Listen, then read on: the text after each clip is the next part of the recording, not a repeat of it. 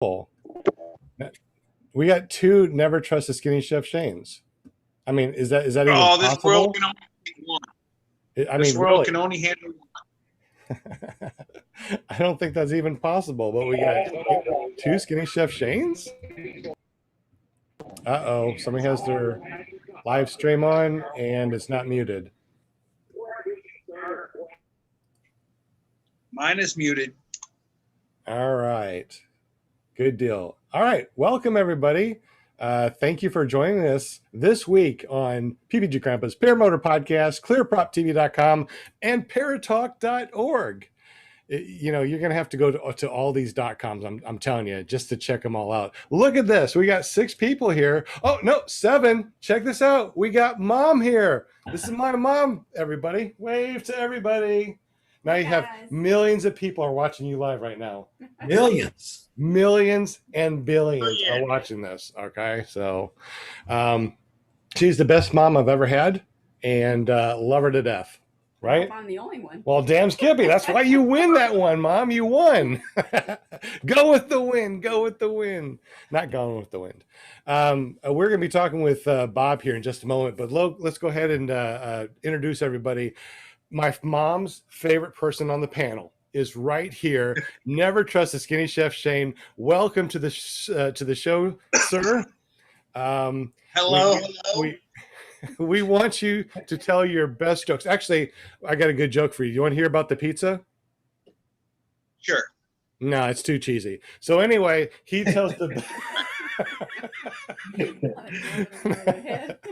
no, so he's the one that tells the joke. I had to jump in there. Sorry about that, but that was pretty cool. Shane, welcome to the show. Don't you have something that goes on Tuesday nights also? Yes, we have a show on Tuesday nights called Tuesday Night Hangouts. We hang around a virtual fire pit and we just shoot the BS and have fun and just have a good time. And you can find me on that channel on Never Trust a Skinny Chef Shane or ppgshane.com, 8 o'clock Eastern time. .com. Thank you very much. We appreciate you jumping on here. We also have something going on Wednesday, and I guess we need to talk to ppglear.com stud. I like that. I saw that you did the stud thing. And we got Flying Flamingo Jade. You got a show on Wednesday night. What's going on with the show on Wednesday night? You're on mute. Unmute. You're both on mute. All right. Maybe they don't want to talk to us. There she is. Okay. Problems with my earbuds. I can barely hear you off my computer. But yeah, I'm Flying Flamingo Jade, and also known through contact of paramotorgirl.com. You can go to that and go to my YouTube page, and tomorrow night, hopefully it works properly. And we will be interviewing Michelle Helms from Georgia, and she's a skydiver. She's a pilot. She's a commercial airlines pilot. She's a PPG pilot. She's everything. I met her at Bad Apples, and she's an awesome lady. And hopefully all you guys can join in on the chat and in the show and ask her some questions and have some fun tomorrow night. Sounds awesome. Kind of sounds like Bob's twin sister, and we're going to go into that in a little bit, but sounds pretty awesome. We also got PPG Lear. He is Stud. Stud, are you listening, Stud?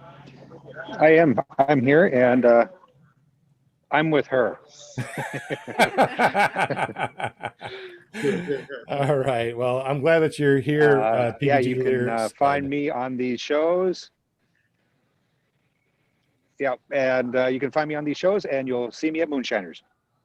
Awesome. Can't wait. Wait a minute. What in the world am I looking at? Will Fly. Oh my gosh, Will Fly. Welcome to the show. What am I looking at? Because I'm freaking out, dude. Yeah, man. Will Fly. YouTube.com.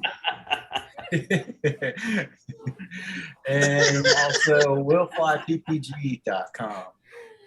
Dude, I don't know what the hell you just said because I'm laughing at your head. What is this? I mean, I don't know. It's just touch up. There's a little button in Zoom. It says click on it. touch up, and that's Very, it very touched little up. filter. I've been touched up. Just the tip. Oh my gosh. This is going to be a great show. Oh I'll my turn goodness. it off. That's silly.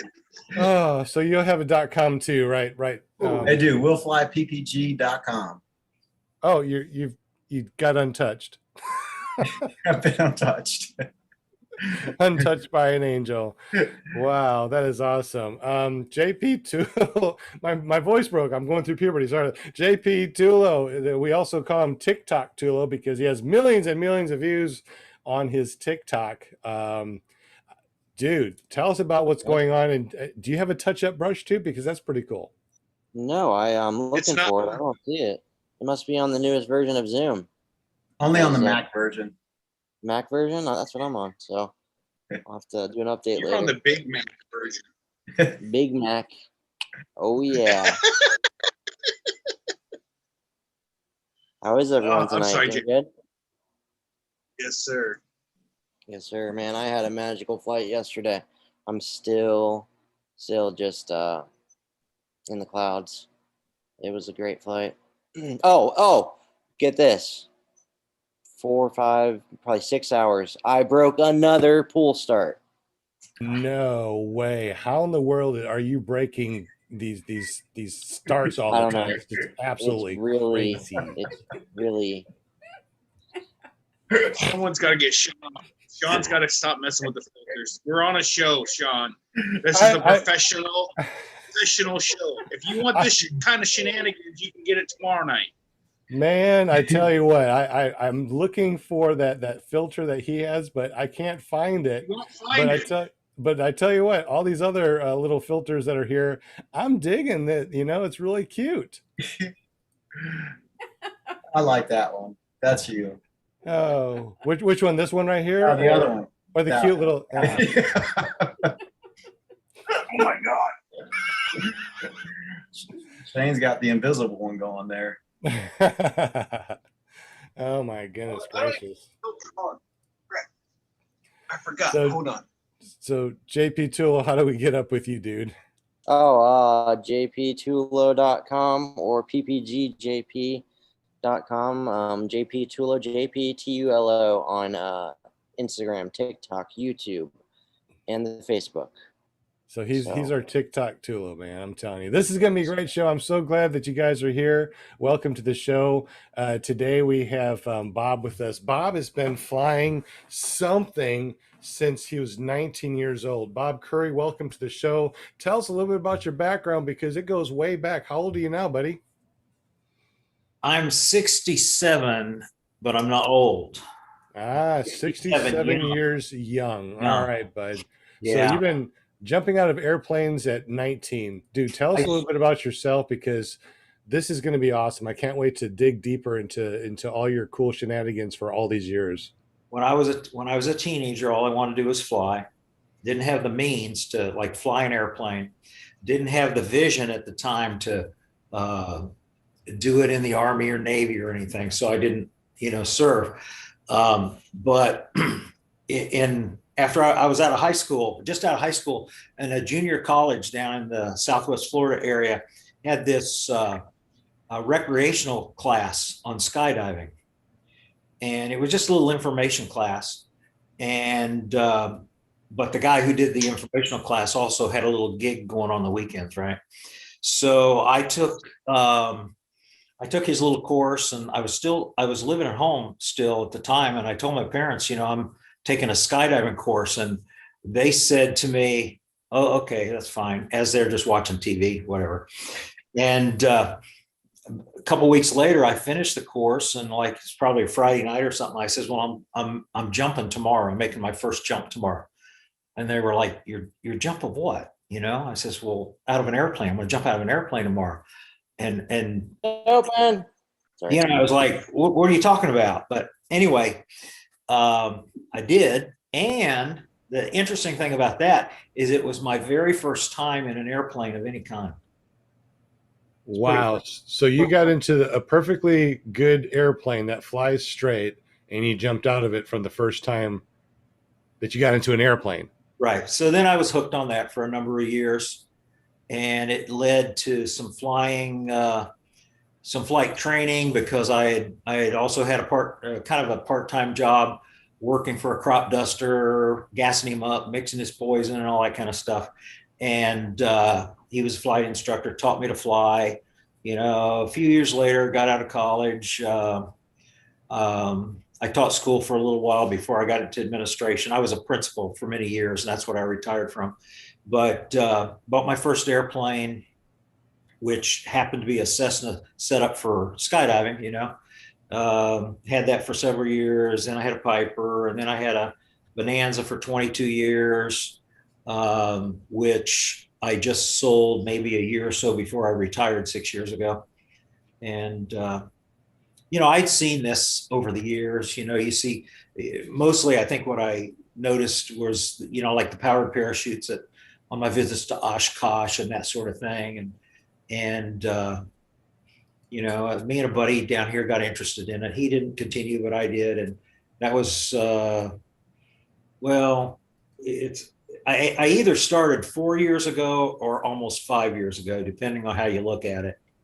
That's my self-training story that we can get into. So you self-trained, but you also went to schools at one time, right? Well, I did. I had all this background as a pilot, and this seemed like, well, this is simple compared to being a real pilot and training and all that kind of stuff. So I can do this. I looked around for something I wanted to fly. I ended up buying a Green Eagle and picking it up in Texas, brought it back to Florida and experimented around with it a little bit on the ground and decided I could fly it, and that was a mistake that I'm probably not the first person that has made, but I flipped it over and just about severed my ring finger on my left hand.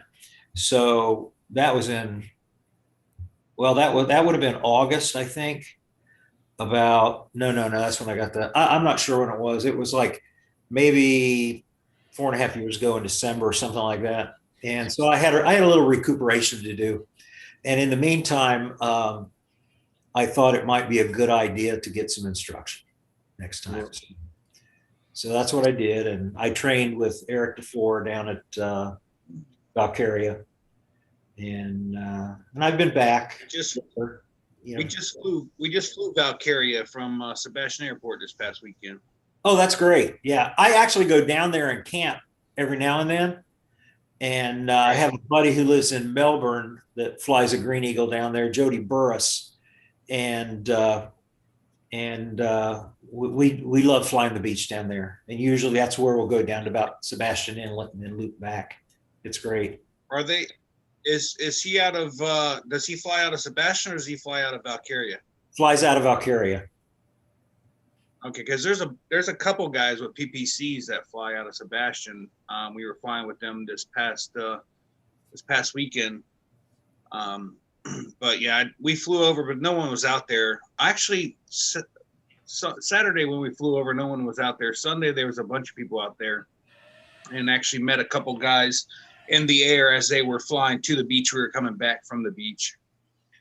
Was that Saturday? If you're gonna set Saturday, yeah, Saturday we actually went from Sebastian over to the beach and then went down to the inlet, down to the Disney Resort.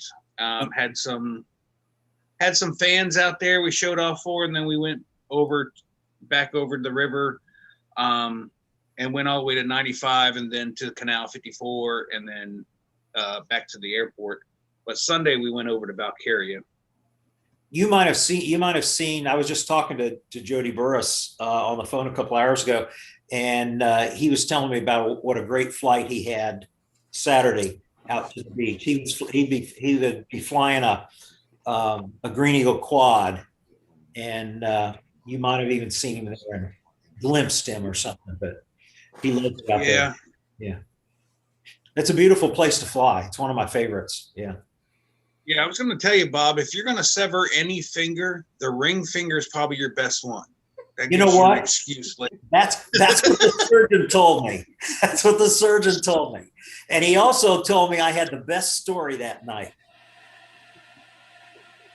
yeah, well, I mean, I'm happily married, but I'm thinking for anybody that not really that happy. I mean, if you lose a finger, you're like, isn't that the end of it? I mean, I'm just wondering. No, you're allowed to keep going even if you lose a finger. And mine, I had a little bit of skin and a blood vessel, so they were able to sew it back on. It's not fully functional, and I have a wife too. You saw the glimpse of her there. Okay, Yeah, there you go. yeah.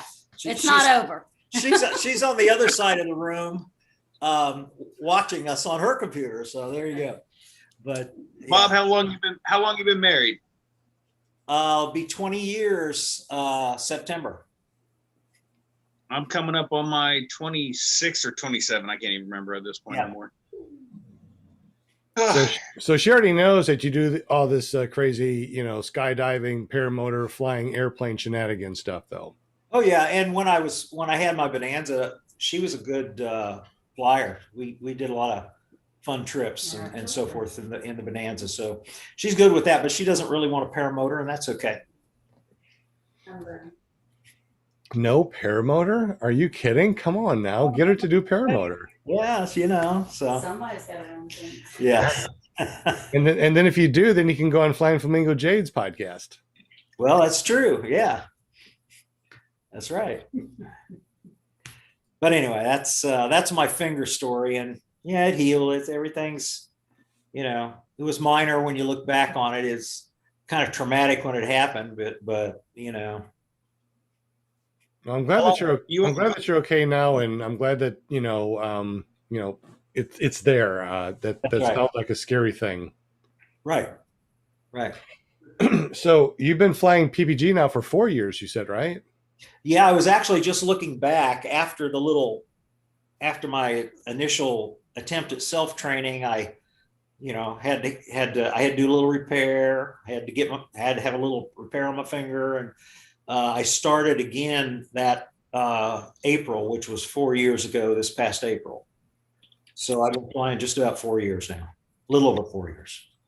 Now, before the show, we started to talk about all the cool things that you like to do, and flying high or flying low or XCs. So, what are some of the things you really like and you really enjoy about the paramotors?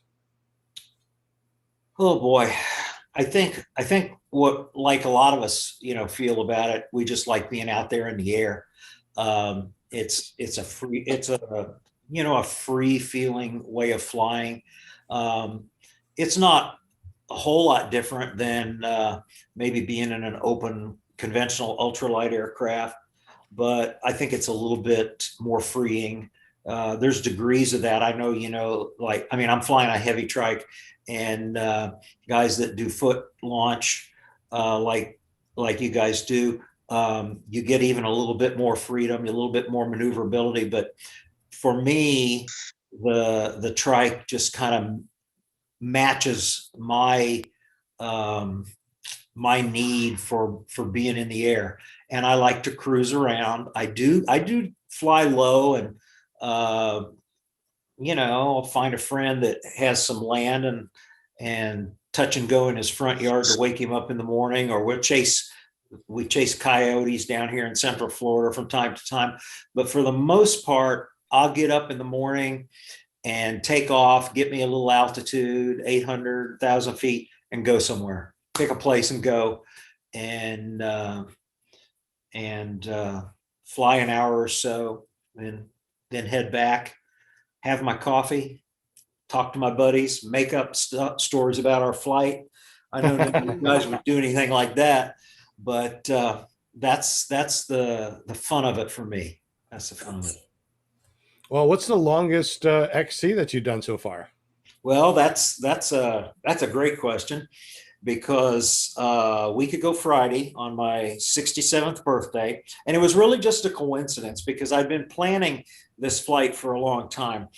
A lot of people, I'm guessing some of you are aware of a guy named Mike McGuire, who was flying down here in Florida 2 years ago, and he got killed when his Green Eagle came apart. He was doing some extreme maneuvers, but he and I were pretty good buddies, and we flew a lot. And we had planned on some long cross countries. He liked doing those long cross countries too, but we never got to do them. So, but I'd been planning on doing a cross country down from Florida Flying Gators Ultralight Airport is where I'm based, in Groveland, Florida, down to Wauchula, where PPG Gorilla is with his new flight school. And we could go Friday. It turned out to be at least a doable day. We didn't have a tailwind. We had a little bit of a headwind, 76 miles, but me and a buddy, we took off, and 2 hours and 48 minutes later, we landed down at Wauchula. So that was a fun flight. That's pretty good. I think the max that I can do is like 2 hours and a half right now, and this until I start losing some weight, and then I can probably go a little bit further than that. That's a long ways. I mean, if you're completely fueled up with 5 gallons, how long can you actually fly, do you think? Well, I actually I measured real accurately because I was curious about that. In that 2 hours and 48 minutes, I used exactly 4 gallons of fuel. Oh, so you could have gone for even longer. I could have gone even longer. I used 4 gallons of fuel, came out to 1.42 gallons per hour. Now I'm flying a Kohler 4-stroke on my trike, so it's pretty fuel efficient. It's EFI, and so, but yeah, it was a great flight. So that's pretty cool. So your trike has a 4-stroke EFI motor on it, right? With what size prop? Right now, I have flown so many different props as I've experimented. Right now, I'm flying it using an Ultra Prop 2 3-blade. Hey, Bob. 62 inch diameter. Yeah. You said you've flown so many props. Is that your way of saying you've broken so many props? Well, I have broken a couple props. Okay. All right. But I've also, the Green Eagles, if you know too much about them, they're heavy and they don't have a lot of power. They come with like a 27.5 horse Kohler EFI motor, and usually weigh a little more than the allowable 254 pounds.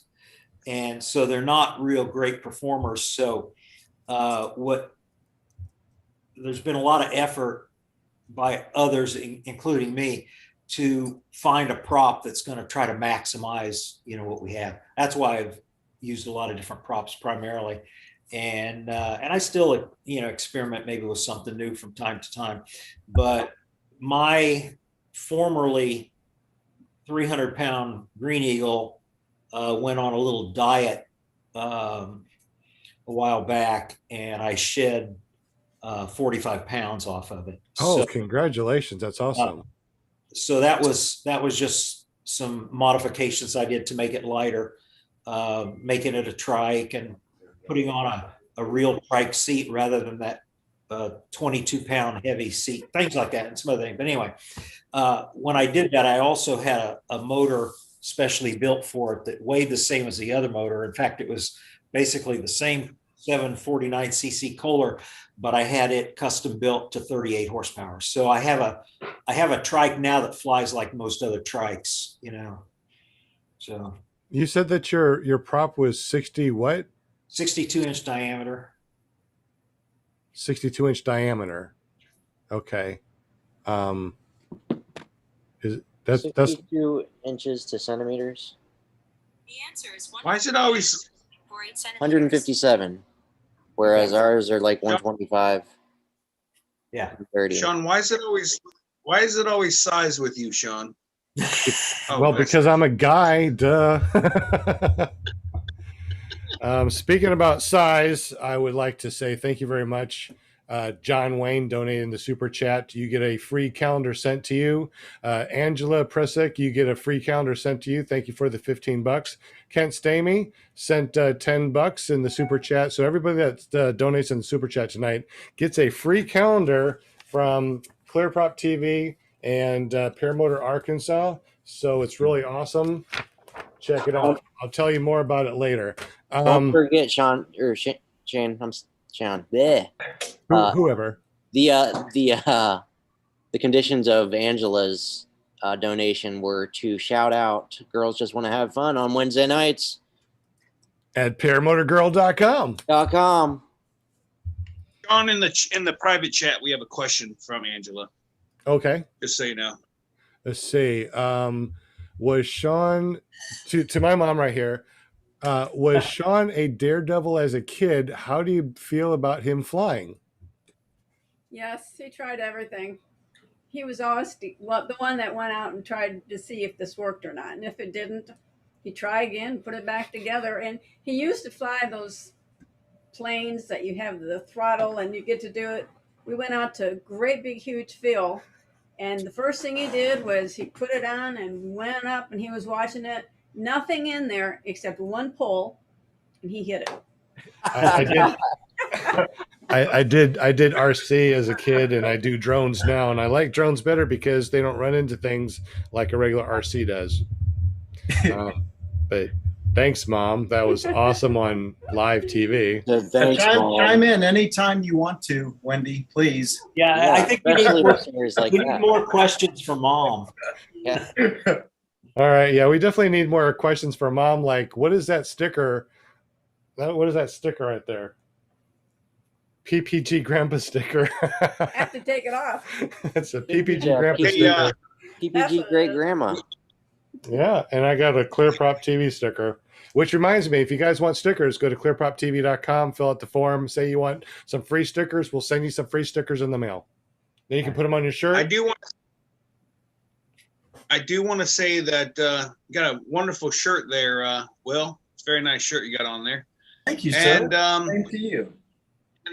PPG Pirate? No. PPG PPG Pirate said, I thought y'all were making jokes. His mom is actually here. Mom is in the house. Mom is in the house. Oh, and in case you weren't here earlier, my mom, has a favorite person on this panel. It's not me. Yep. Who is your favorite person on this panel? It's got to be Jade. Oh. Shane. PPG Shane is He her doesn't need favorite that. person. His head is big enough as it is. Don't tell him that.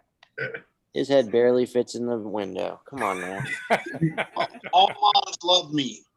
All moms love me, just so you know. I think she said that the favorite joke was Jack jumping on the couch joke that you said the couple of episodes back.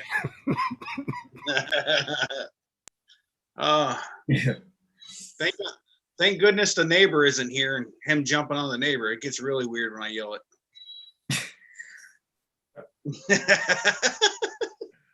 I have a question for Bob.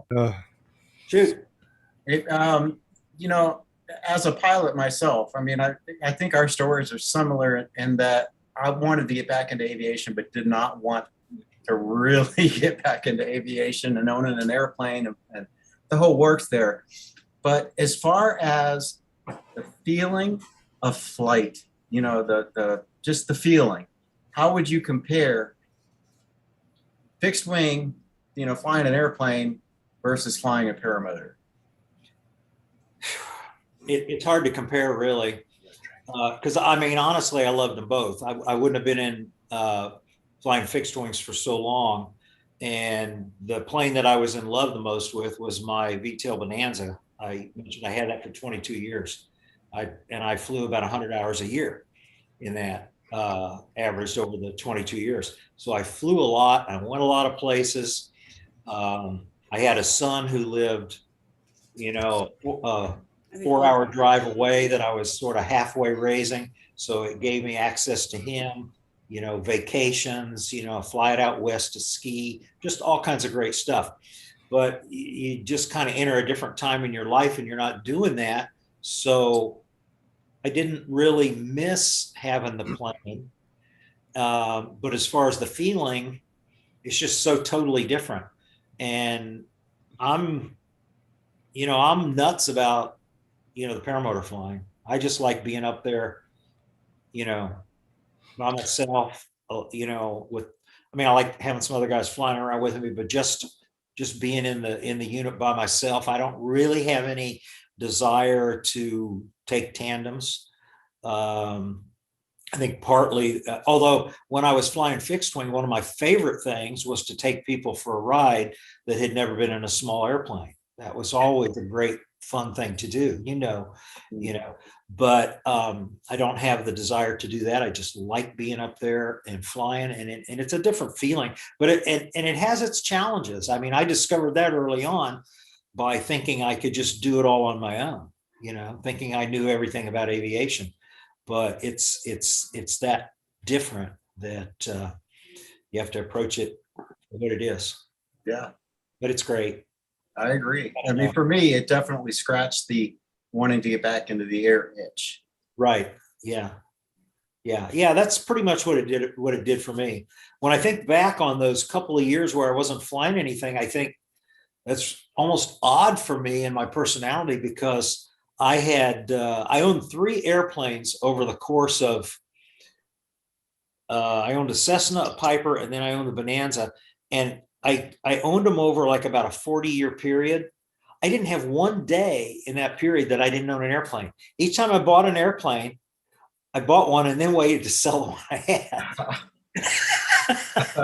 So it's like, you know, so that's odd to think about that, but you know, it's all gone.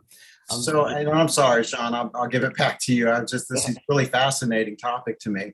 No, I mean, keep it rolling. I mean, this is awesome. I mean, that's what this is all about, is to talk, you know, aviation, and this is great. I mean, that's why we're all here. I mean, we got a big panel talking about aviation. Yeah. Well, so there was a gap between when you had your last airplane and when you first picked up paramotoring. Right. Okay. So how many days did you look up on a beautiful day and say, man, it'd be a beautiful day to fly? I live on a lake in Eustis, Florida, in Central Florida, just north of Apopka and Orlando area. And then just on the other side of the lake is a highway. And then just on the other side of the highway, so less than a mile as the crow flies, is Mid-Florida Airport, which is a 3,000-foot grass runway airport, which is where I was based for 20 years. And I can't walk through the house without seeing an airplane take off. So it was constant, you know, it was a constant reminder. Yeah.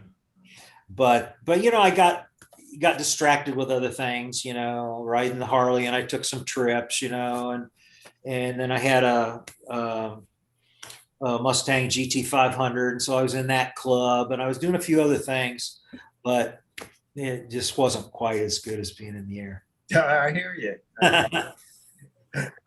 Hey, Bob, there's a question in the chat from JR Paramotors wants to know, how does Bob get permission to fly every day? I have the best wife in the world, you know. What can I say? Oh, it's true. It sounds like it's true.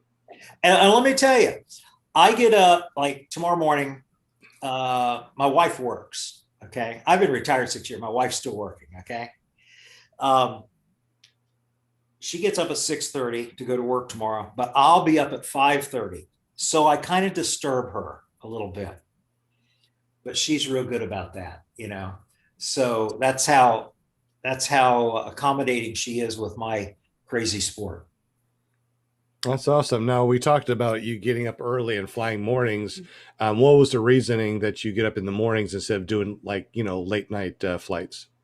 I will do some evenings. It's just that this time of year, mornings are easier to plan, at least down here in Florida.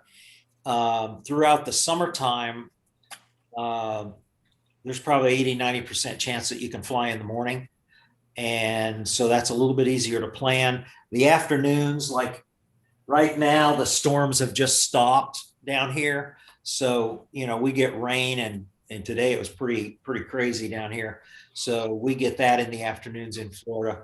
But there are times of the year when I will hopefully get some evening flights in, and I like those just as well, you know. Does it normally storm in the afternoon, or I mean, is that why it's easier to play in morning times? It's just nicer Yeah, in the morning. summertime. Right now through Florida, the summer, we're covered with storms every afternoon. Okay. They were hitting about. They started early today around 2:30, something like that. Holy smokes.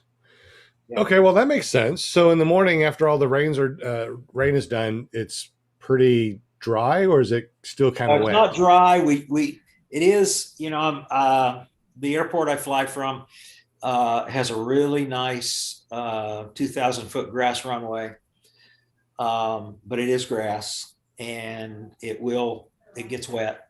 So we have that challenge, but that's not.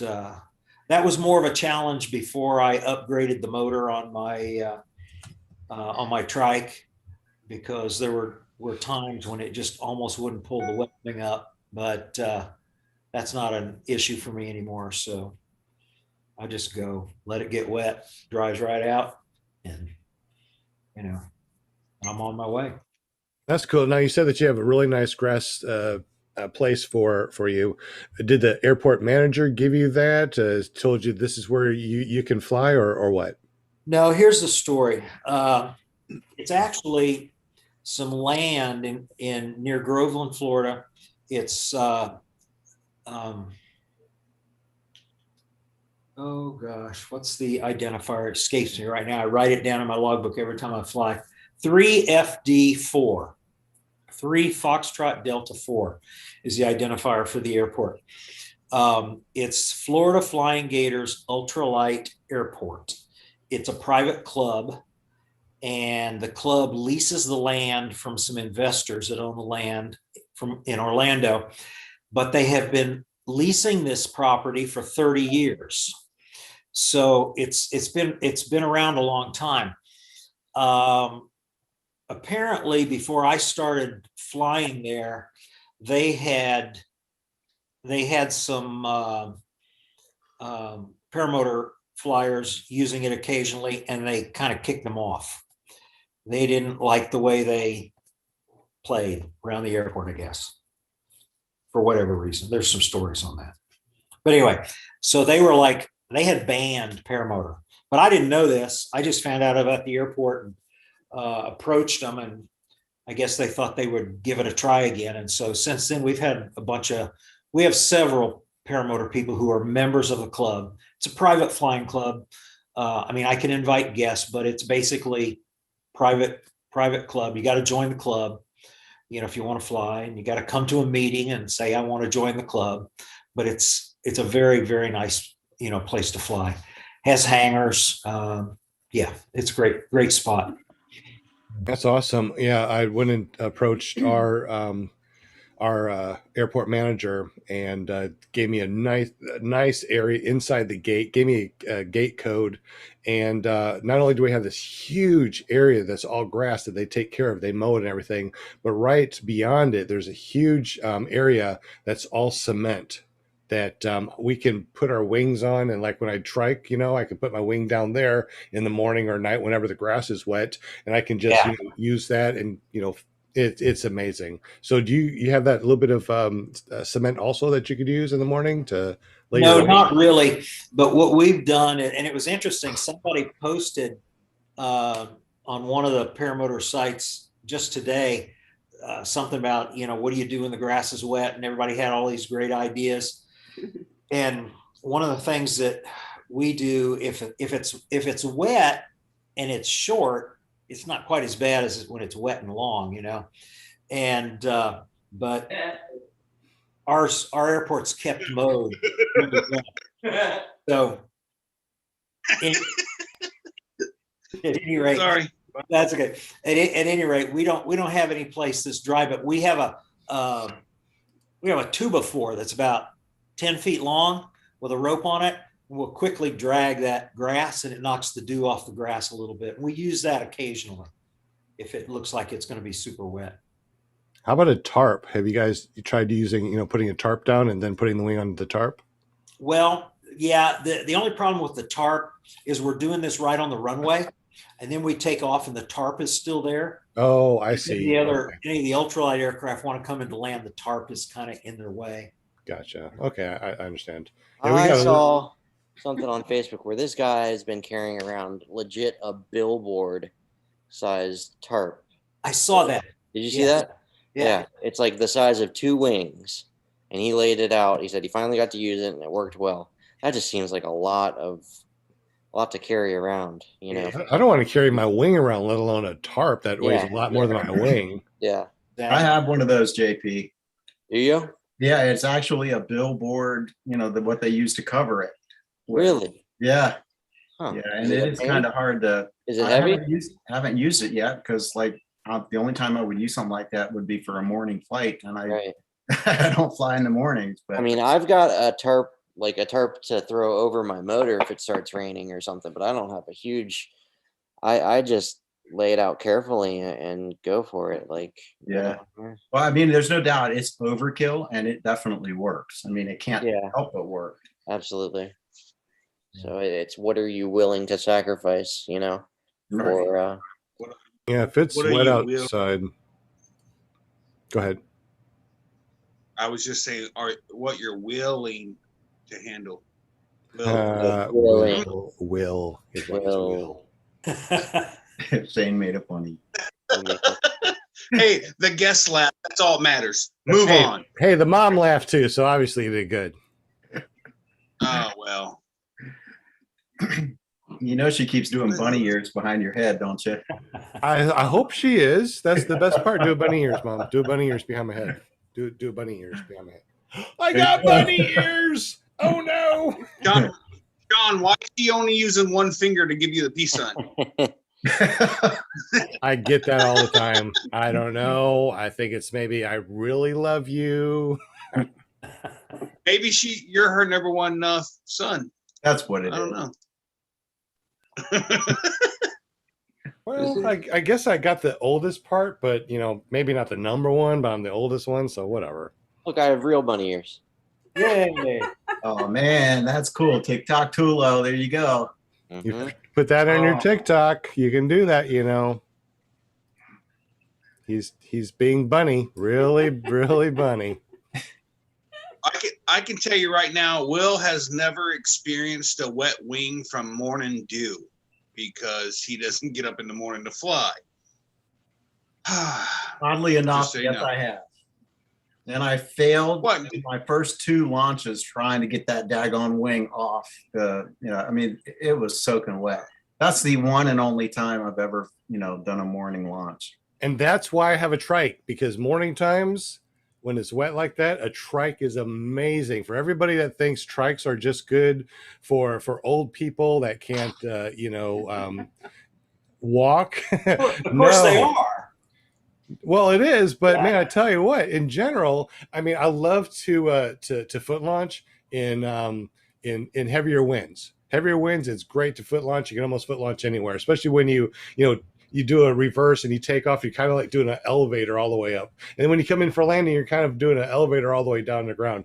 That is fun. Don't try it on a trike. Wait a minute, Bob, have you ever done anything like that on a trike? What's your maximum speed of the wind?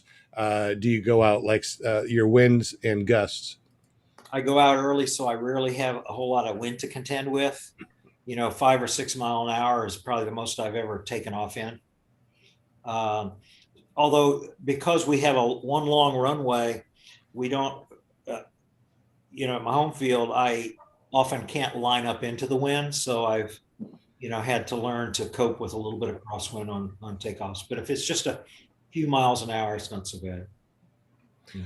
I do have one quick question. Since you are a trike flyer for such a long time, I got that little extending trike that I can put on my foot launch. So it's not like a big Right. trike. I mean, I've flown the big trikes before. They're a lot different than these little short ones, because I can really do a quick left and right and adjust that kite above me.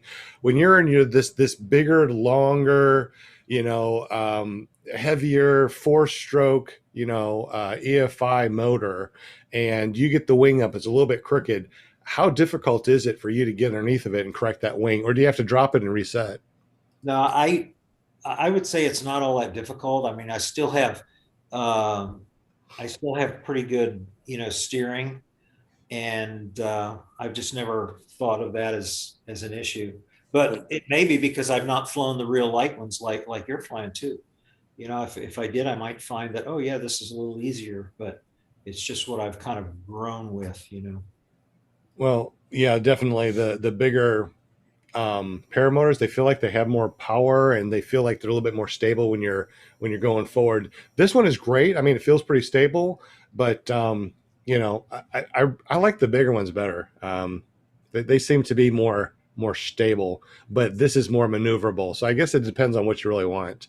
Hey, Mom, what's this? You got a new one? What is this one right there? Dragon Campers. See, she's got a Dragon Campers, and there's a PPG Zone. Oh my gosh! Speaking about PPG Zone, we got somebody in the chat here now that runs PPG Zone. We're going to chat with him in just a moment after we're done talking with Bob. Bob, I know that we said that we're going to chat with you for 45 minutes and wrap it up so you're done by 8 o'clock. Is there anybody in the chat, anybody on the panel that has any questions for Bob? Any interest in an SIV, Bob? Not really. Yeah. I'm wondering how many people out there that fly trikes and trikes only has ever taken an SIV or thought about taking an SIV. Let us know in the chat. Thanks. Any other questions for Mr. Bob before we have to wrap this up and let him go back so we can get some sleep and get out early in the morning at 5:30 in the morning? Yeah, I decided that I'm going to come up with I've come up with a new name. Oh yeah? Thanks to meeting Will on here today. Yeah. My new name's going to be Will Get Up at 5:30.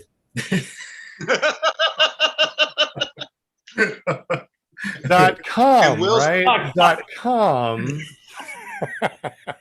Will's going to change his name to Will Not Get Up in the AM to go. Or Will Hit Snooze. Will Hit Snooze.com. Hey, Bob, are you going to any of the fly-ins like moonshine? I was telling Sean earlier. I spent last October and the whole October before that at Mountain City. My family was vacationing in Boone close by. Well, I was staying in Boone close by, but I kept my gear at Mountain City. So I've done a lot of flying there, and I will be at Mountain City. And after Moonshiners, I'm going directly to Hillbilly. Then after Hillbilly, I'm going directly over to Central Indiana flying. So I'll be gone almost a month.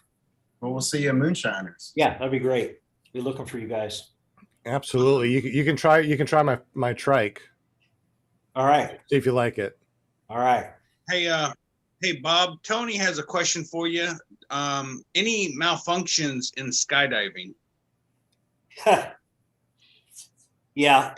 In 900 jumps, I had 7 reserve rides. Wow. Woo. Okay. And I had a nickname. I was called Test Jumper.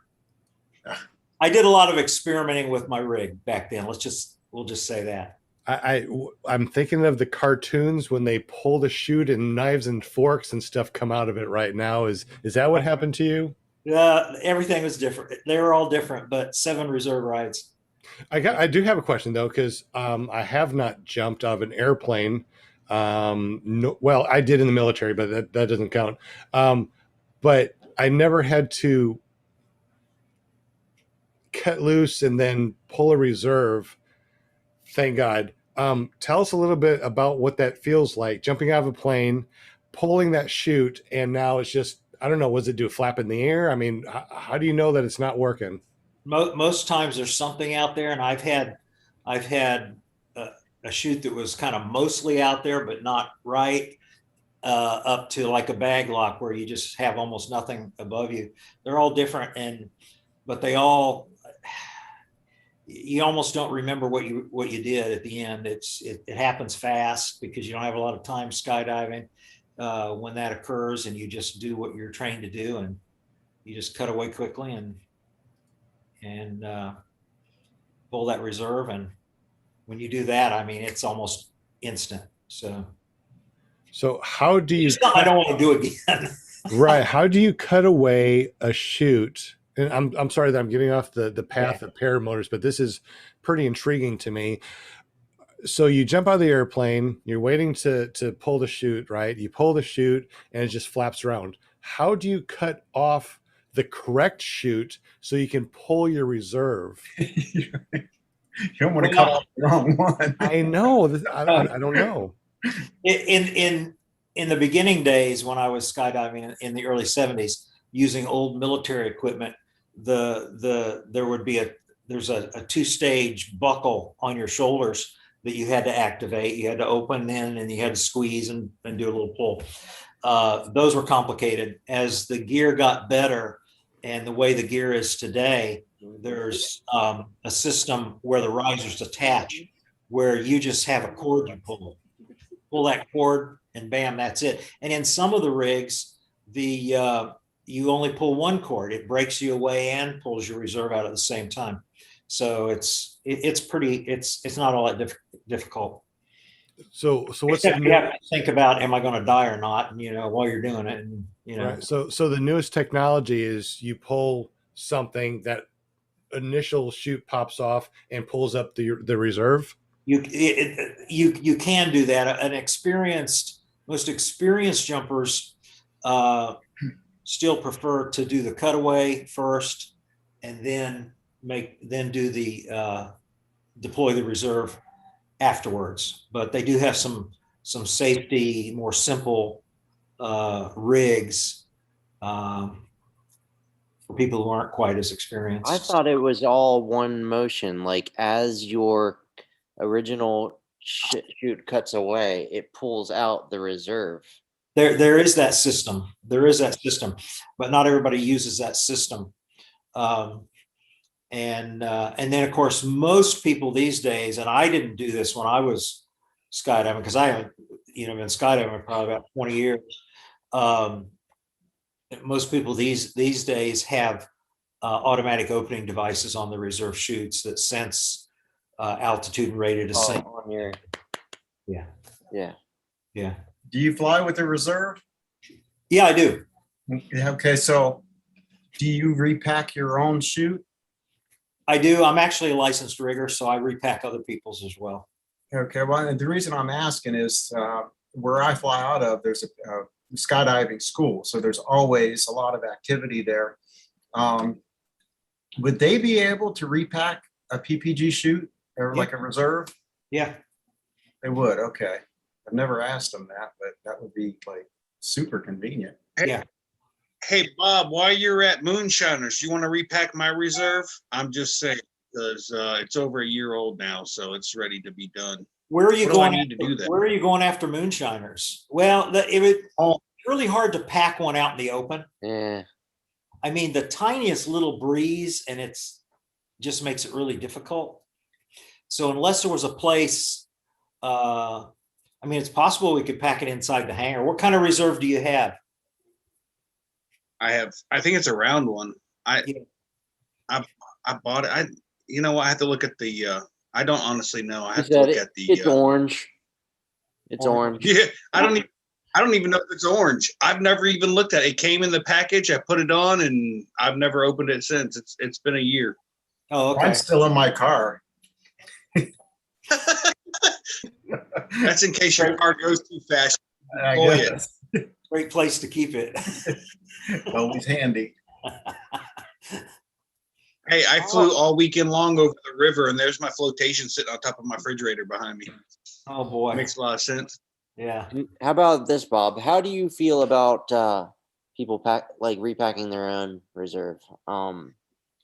I've heard that they have repacking parties like over in Europe and stuff, where they go and they throw their chute in a gym, and then everybody just repacks their own, and they show you how to do it, and it's not that hard. And I've seen a video on how to do it on mine, and parts of it look very specific, but other parts of it not so much. And then I read at the end, like, the smart thing to do is after you get it all nice and neat, you're supposed to ruffle it up a little bit before you put it in the diaper, so that it's not all smooth, so that it has more air to catch if you have to throw it.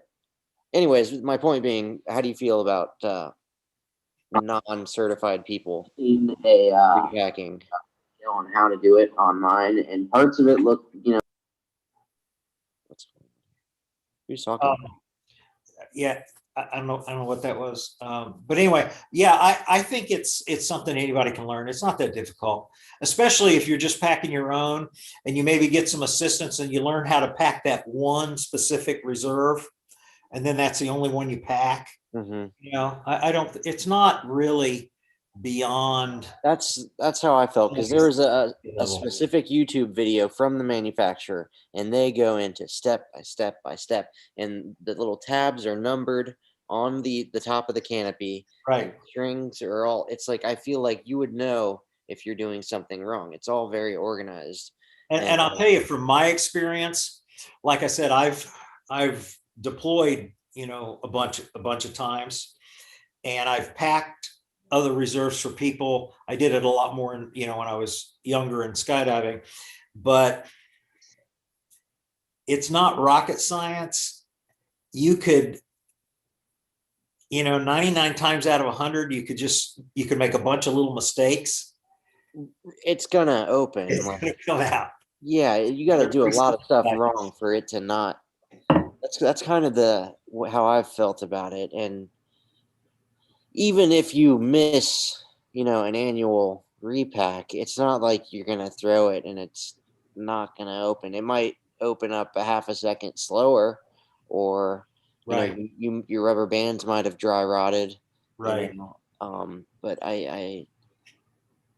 I'm just kind of thinking. The main thing is to take care of it and keep it out of the heat and make sure it doesn't get wet. Or if it does get wet, you at least maybe open right away, make sure it didn't soak in, close it back up, or get it repacked if it maybe got wet. Because I recently, let's see, I think somebody brought me or sent me one, and he said it had been 6 years. You know what? It was perfect.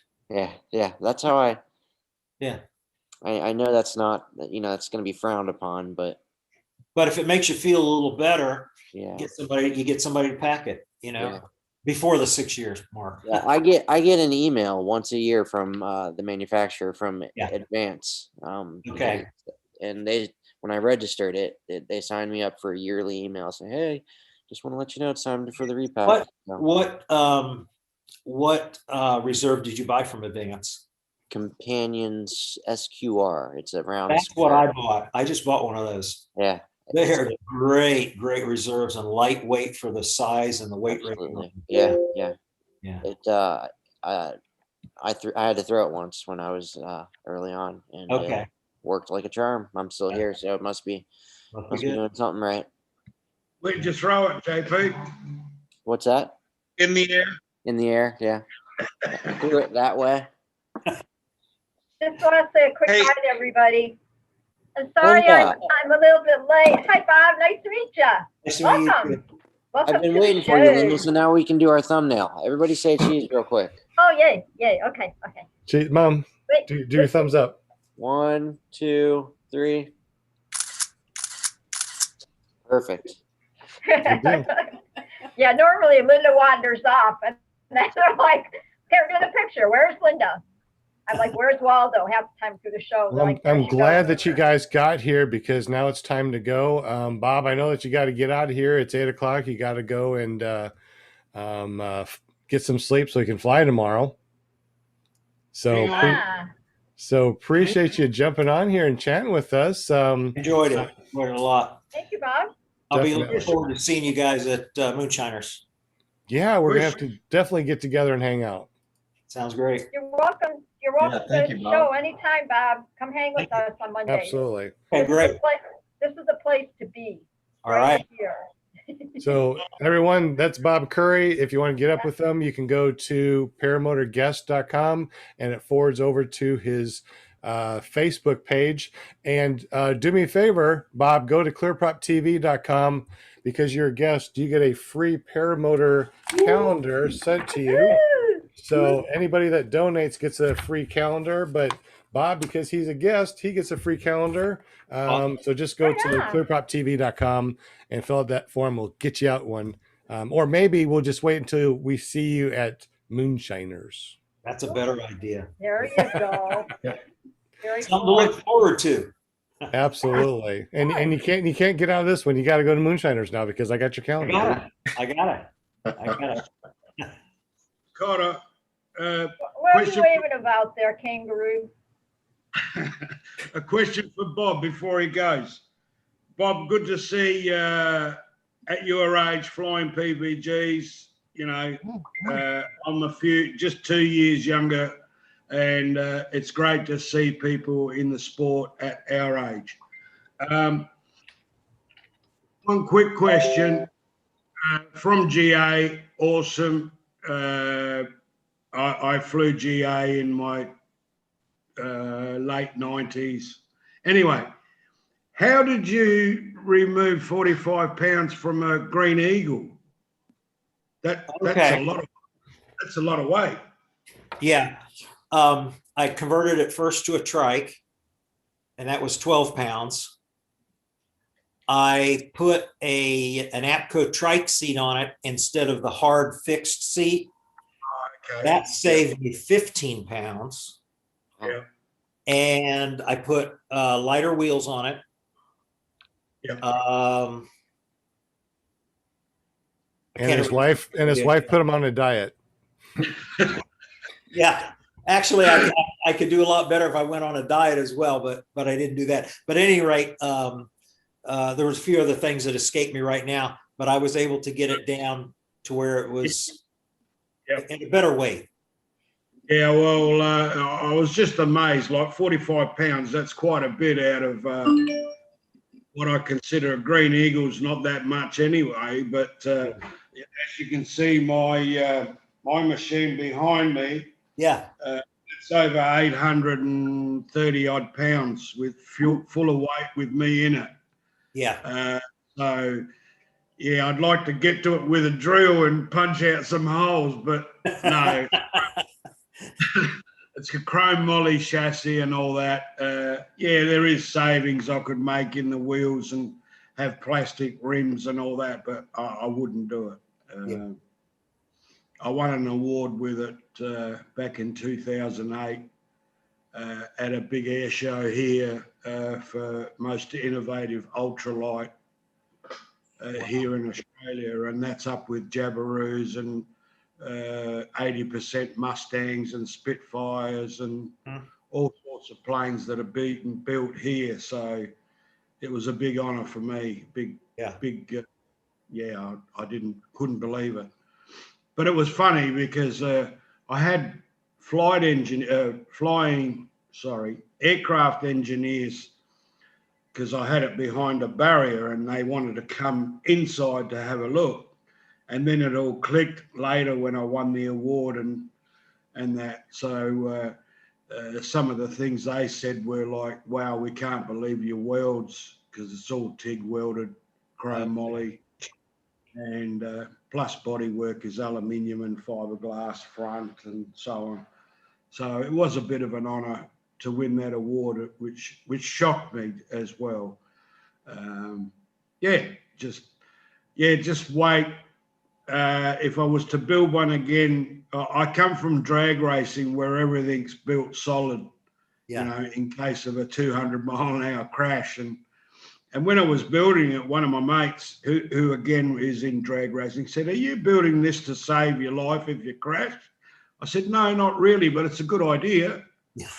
So, you know, a little bit over-engineered. That's the way I am. I tend to make things a little stronger than they need be, and especially for aviation, I know I could have gone.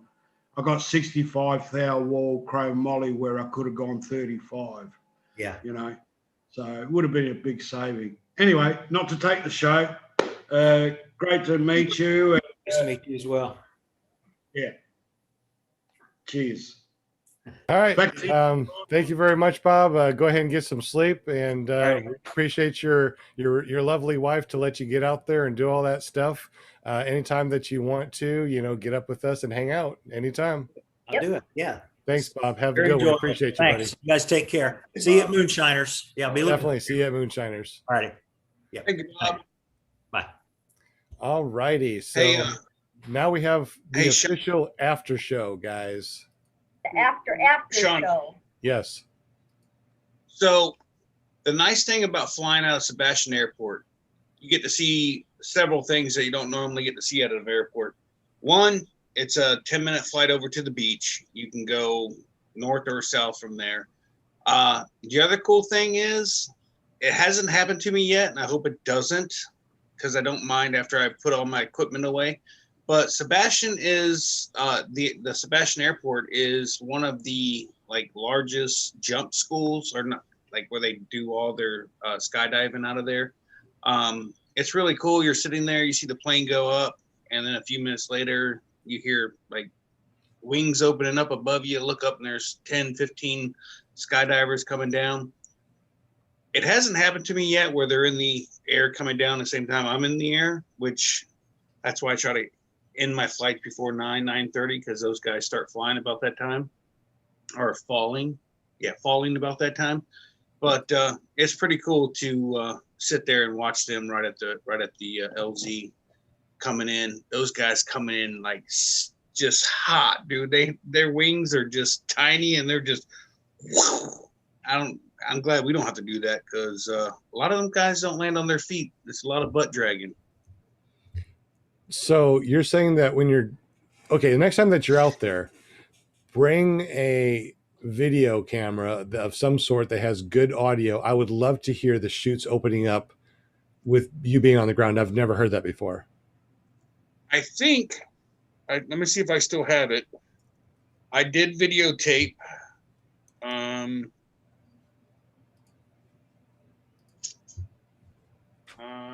Yes, I do have.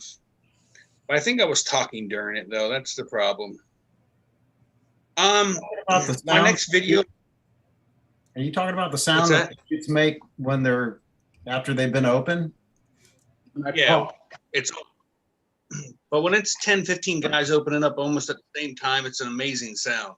It's pretty cool to watch. I mean, you're looking up in the sky, and every now and then, if the sun is right or the clouds are right, you can actually see them falling out of the sky, and then you just see their chutes open up. The other cool thing about flying out of Sebastian, if one of these guys end up having to throw their reserve, their container and their wing go flying off, floating somewhere else. And guess who they asked to go find those? I fly with a guy out of there who has been paid for his troubles up to $1,000 to recover a wing. A lady had lost her, had to throw her reserve, and her wing floated off into the preserve. And he actually went over and pinpointed where it was at, got in his truck, went over and found it, brought it back to her, and she gave him $1,000 for it. Holy smokes. Well, those wings aren't cheap. It was a brand new wing. He's gone and found a container that floated off. He actually found it, went and got it, and was paid, I think, $200 for it for his troubles. So I don't mind hanging out for like an extra 30, 40 minutes, a couple classes or a couple people groups go and jump. Because if they say, hey, can you go help me find this? Well, I can't ask for money, but I appreciate if I got some. Oh, man. That's very interesting. I do like flying out of Sebastian just for that simple fact of it could be profitable for your troubles if you were to locate.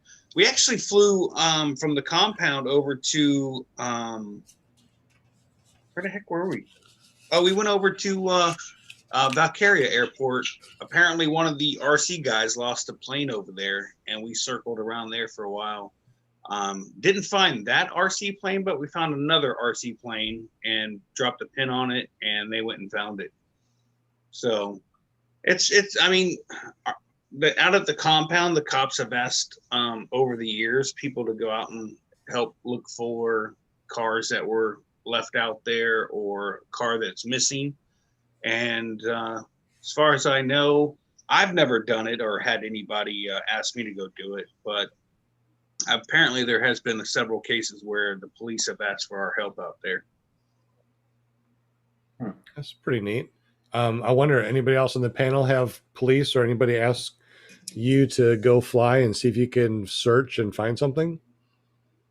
Yeah, we did at our club, asked by the police to go out and find marijuana crops. And then you stop real quick, gather a couple up to make sure that they're really marijuana, and you fly away, right? No, we said no, because most of those guys, especially like the, big plantations, would have guns, and we don't want to get shot at. So we told them to stick their idea. Yeah, that sounds dangerous. Walter doesn't do foot drags over top of marijuana plants. He does hands.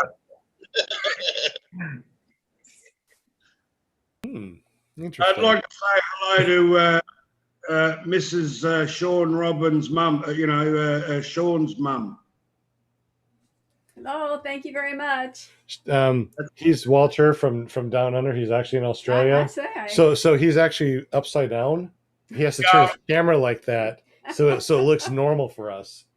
That's right. My laptop's down.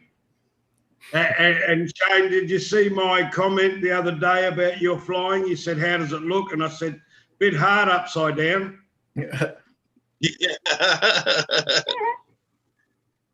Hey, look, everyone. I'm Walter. How's everyone doing tonight? There you go. I was going to do that, but it's on my Mac, and I don't want to try to turn my Mac on. That'd be no good. John, Hey, I just realized that there's someone in the chat we need to be talking to right now. Yes, And there he's- is. I he's- invited him over here because he is very special and dear to our hearts. Cody? Come on. Cody, there you go. He woke up. Oh, Woo! Cody. What's Hey, up, guys. man? How are You're y'all like, doing who this is evening? that guy down there? Doing good. If you don't know, this is Cody Bach. He's the one that is promoting our moonshiners and giving us special. Wait a minute, I'm not supposed to say that. And he's going to make sure that the ClearPropTV people, are taken care of. So, no, I'm not supposed to say that. No. So, anyways, he takes care of everything, but not us personally. So, forget what I just said. Welcome, Cody. We appreciate you being here, buddy. Yeah, I always enjoy watching the show. And it's always nice when you jump on. I know that there might be a couple of questions about the moonshiners. Anybody that's in the chat right now, if you're going to moonshiners, let us know that you're going to moonshiners. And if you have any questions for Cody, shoot, now's the time. I've got a question. No, not Cody, you, kangaroo. Is Cody the man responsible for the PPG zone? Negative. Oh, sorry. No, I can't. How are the mosquitoes there? So we've never Or had a not. problem. Yeah, we've never had a problem with mosquitoes there. Really? We're at about 1,000 feet elevation here above sea level, and in Mountain City, I think it's about 2,100. So I know it's kind of the hottest time of the year to have a fly-in. Yeah. And it's something we've never really had a problem with either, especially at nighttime. Is it being hot at night or mosquitoes? So you're going to need a blanket at night, most likely. Really? So Really? you're not going to sweat at night, Yeah. I promise. We don't run generators at night. I open the windows on the camper. If you're tent camping, it's really nice. So, Cody, I did look up the Farmer's Almanac for that temperature that time of year around at Mountain City this time of year, and it said highs of 81, lows as low as 59. I just looked at the 10-day or 15-day forecast, and it's high of 81 and low of 63. So, Nice. I mean, 63 degrees at night is pretty nice. And since the Mountain City is kind of in a valley, correct? Yeah, so like in the mornings when you launch, if it's not real foggy, you can kind of find a hole and spiral up, and it's definitely magical. I typically fly with pants in the morning. It's kind of humid until the fog kind of burns off. There's times when you don't fly with pants on? I was thinking the same thing. I mean, I'm not saying I haven't, but I hate hey, pants. imagine that TikTok, Tulo. Just let it all hang out. Just like, oh God, Sean's This is mom's the here. after show. Sorry. That's good. No. This is good. I'm glad it's the after show, and Mom loves this. This is great stuff. It's funny. So Cody, being in a valley, the sun comes up later and sets earlier, correct? Because we're in a valley there. Well, I'm not 100% sure on that. I've never really paid attention to it. I just know we get a lot of flying hours in the morning and in the evenings. I never really paid attention to the sun direction. So, yeah, it's never been an issue in the past. You just fly. So things that we learned. So things that we learned is that we can poop in Eric's shower and we can fly in the afternoon without pants. I love this show. This is great. Oh my goodness. All right. How many of you guys are going to Moonshiners, by the way, that are on here right now? It better be everybody except for Walter. I wasn't planning on it until you said that there wasn't mosquitoes. So now that there's not going to be mosquitoes. Yeah, you don't even have to bring bug spray. Really? Yeah, it's that nice. Like 90% of my hesitation is mosquitoes and heat. So yeah. I'm not much for. I have a question for Sean's mom, real quick. Or I have a joke for Sean's mom. Okay. What's the difference between a blonde and a mosquito? I don't have a clue. A mosquito stops sucking after you slap it. All right, moving on. Bro. Dang. Whoa, son. Ooh. What? It's the after show. We can do this. No, it looks like we're still live. Yeah, I'm pretty sure we're still live. Yeah, it's the after show and we're still live, but it's all right. Hey, I blame the pain meds, so sorry. Hey, did you catch any deer on your last flight? On camera, I did. Yes. 5. I've never seen 5 bucks in Florida together, and bucks. they were all very nice deer for Florida. But yes, I was impressed. I've seen 20 bucks in Florida. 20, 150. What is that noise? $5. What? Hold on. What's that noise? We're getting some feedback. All right, so Cody, showers, you have what, the guys and the girls, there's one shower per bathroom, correct? Yeah, there's 2 showers, and I wouldn't say guys or girls. If there's one open, use it. Sorry, ladies, but there's going to be a lot more guys at this thing. Everyone that doesn't have a shower is kind of expecting to have a couple of those there. And, of course, all that's included with your camping fee. So, yeah, you definitely can, take a shower any time of day. So you don't have to wait to the mornings or the evenings if you want to shower at noon. I'd just go whenever it was open, honestly. Yeah, right. I'm just trying to inform everybody of however it's, the setup is. But question for you that I haven't heard asked yet. If a tent camper wants to tent camp by the campers, is that allowed? Absolutely. Absolutely. Because I know on the map you have tent camping and then camper camping. I was just kind of curious if that was allowed or not. Yeah, Dave Garris came up with that little drawing. I'm sure everyone's seen by now. And as long as it doesn't interfere with, like walkways or vehicles to get in between campers and stuff, I don't see it an issue at all. Yeah, Dave wouldn't care at all. Does somebody have a fan blowing on their microphone? Linda. Sounds like you got a fan blowing? It might be me. My central heat and air unit's down here in my unfinished basement, so I'll just wait for questions, and in the meantime, I'll just keep it muted. All right. Anybody else have any other questions? I mean, we already know that we've got a flight planned to go hit, what is it, 3 states? What is that, Virginia or West Virginia? West Virginia, North Carolina, and Tennessee, correct? It's Virginia, North Sean? Carolina, and Tennessee. I've got a question for Cody. Cody, if you had to pick between Ohio and North Carolina on which is the better state, which state, really, the Wright brothers were born in Ohio, so really, just because they flew out of North Carolina, Ohio's first in flight, right? Man, that's kind of put me on the spot there. I feel like this is kind of a trick question, but pay no attention to all the guys wearing North Carolina shirts. Yeah, That's what I was just thinking. North Carolina, that's first in flight. I don't know what Ohio is. What is Ohio? What do they have? The birthplace of aviation. The They birthplace got of Buckeyes. Yeah. You don't see listen, JP, you don't see a taxi company going, hey, we just had some kid born in the back of our taxi. We're the first taxi company with. What are you? You're not even from there. Why do you care? With the baby that was born in the back. We're the greatest. No. If that baby grows up and becomes a astronaut, that's impressive. Being dropped at a Burger King bathroom is not like something you want to brag about. Okay, Yeah, well, that is they true, grew but- up in Ohio.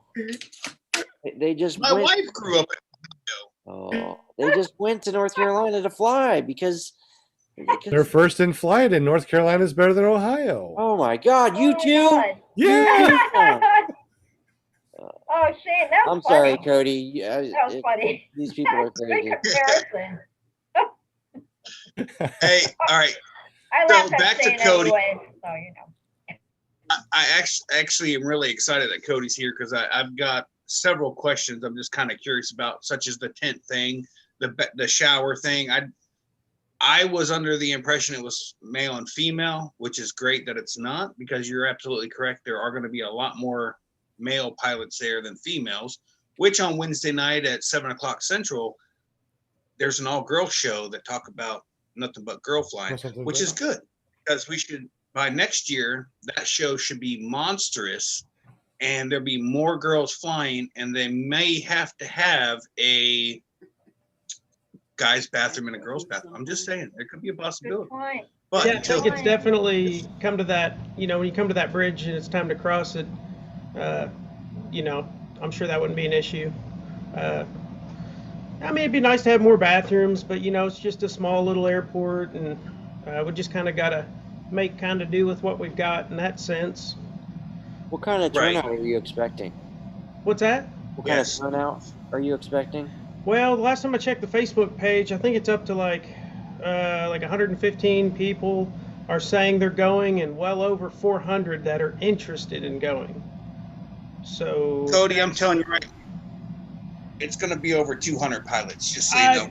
That's what I've been saying. I've been saying that for the last couple weeks, especially when we've seen the turnout at Bad Apples. So I'm thinking maybe 300. I'm thinking closer to 300. Yeah, that would probably not be an understatement. So 300 pilots plus their spouses or significant others. Right. We're talking about 600 people running around there, I bet you. Yeah, so the good thing about the size of that airport is we actually have the entire length of the runway to set up in the grass on the sides of the runway to launch as well. So we've got 3 fields to launch and land in, just in the grass that's off the runway. And then you take the taxiway to the main runway, and you have the whole runway in both directions.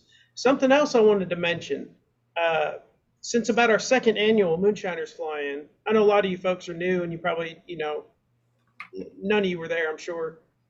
We had a lot of PPC interest, and I've tried to kind of keep this paramotor only event, because I don't know if any of you have flown with powered parachutes. They're not a joy to be around, but being a federally funded airport, legally we can't say you can't come. And the PPCs, when they do come, they're very nice, they're very polite. They actually go down to the end of the runway. They take off. We never see them again.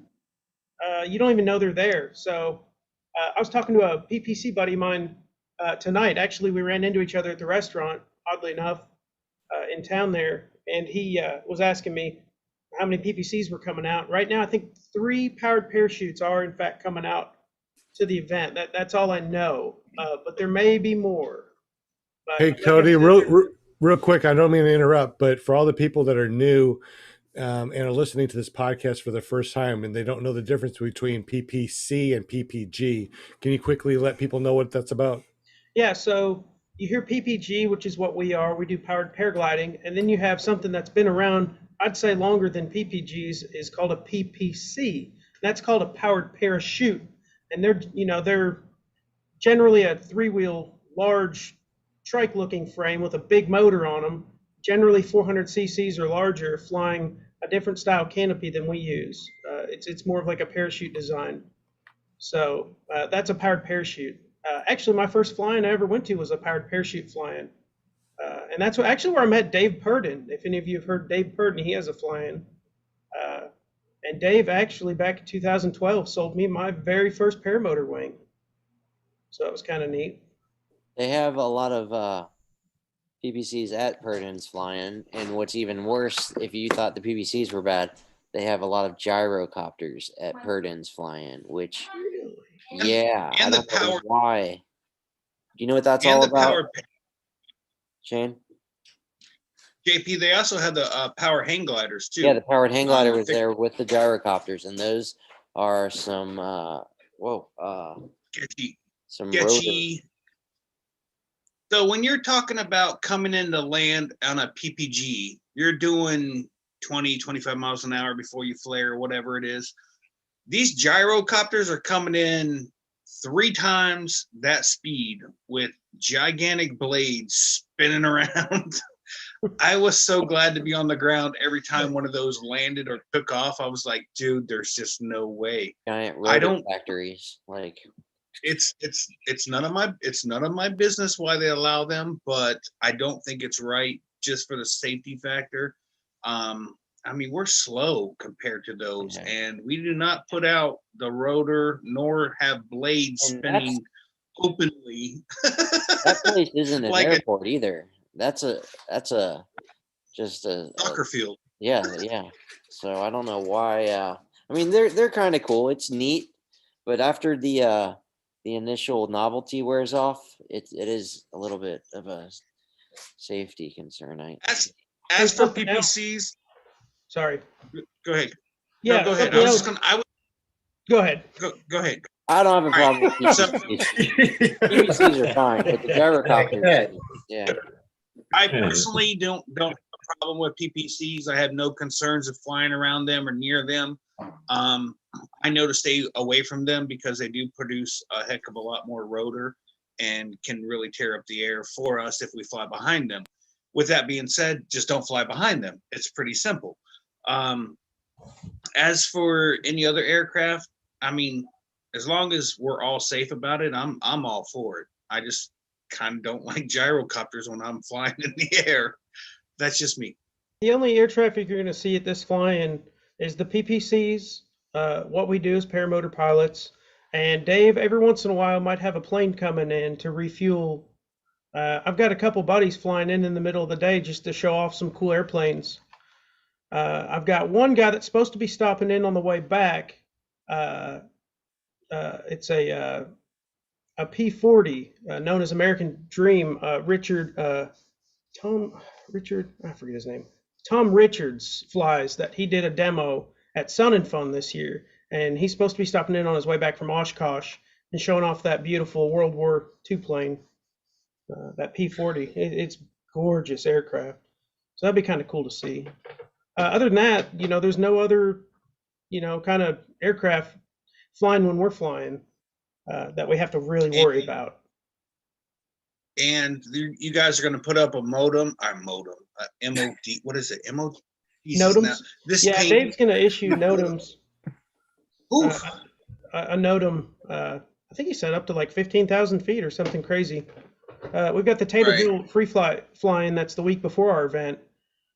So those guys are going to have that nodem in place anyways. I think he's just going to kind of keep it rocking and rolling for us through our little event, just to let everyone else around us know that, hey, watch out for paramotor pilots in the air is basically all it says. We just want to be safe. Hey, by the way, the pilot's briefing. The event actually starts on Wednesday, as we know. People are going to be rolling in on Wednesday a lot. I'm going to show up Tuesday. Some people are going to be coming in on Thursday. But Wednesday evening is when we're going to have the safety briefing for the pilots. So we got a mandatory meeting there where I'll be handing out some bracelets for the event. And like I said on the previous shows, the phone number to the airport's on the inside of the bracelet. And you need a bracelet to fly. That kind of lets everyone know that you've been safety briefed and you know the ins and outs, the do's and don'ts, you know, the safety. After you get your bracelet, you're good to go to fly. So, but that meeting will be Wednesday night. Cody, you're going to have, you got avgas there, correct? For Yes. us to buy? Yes. Dave will have plenty of avgas. Okay, my next question. So I've been asked this several times and I haven't gotten the answer or found out about it.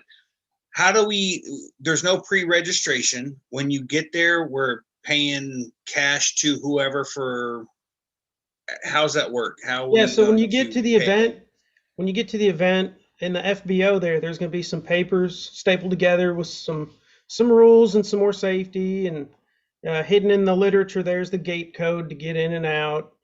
And as far as I just drew a blank.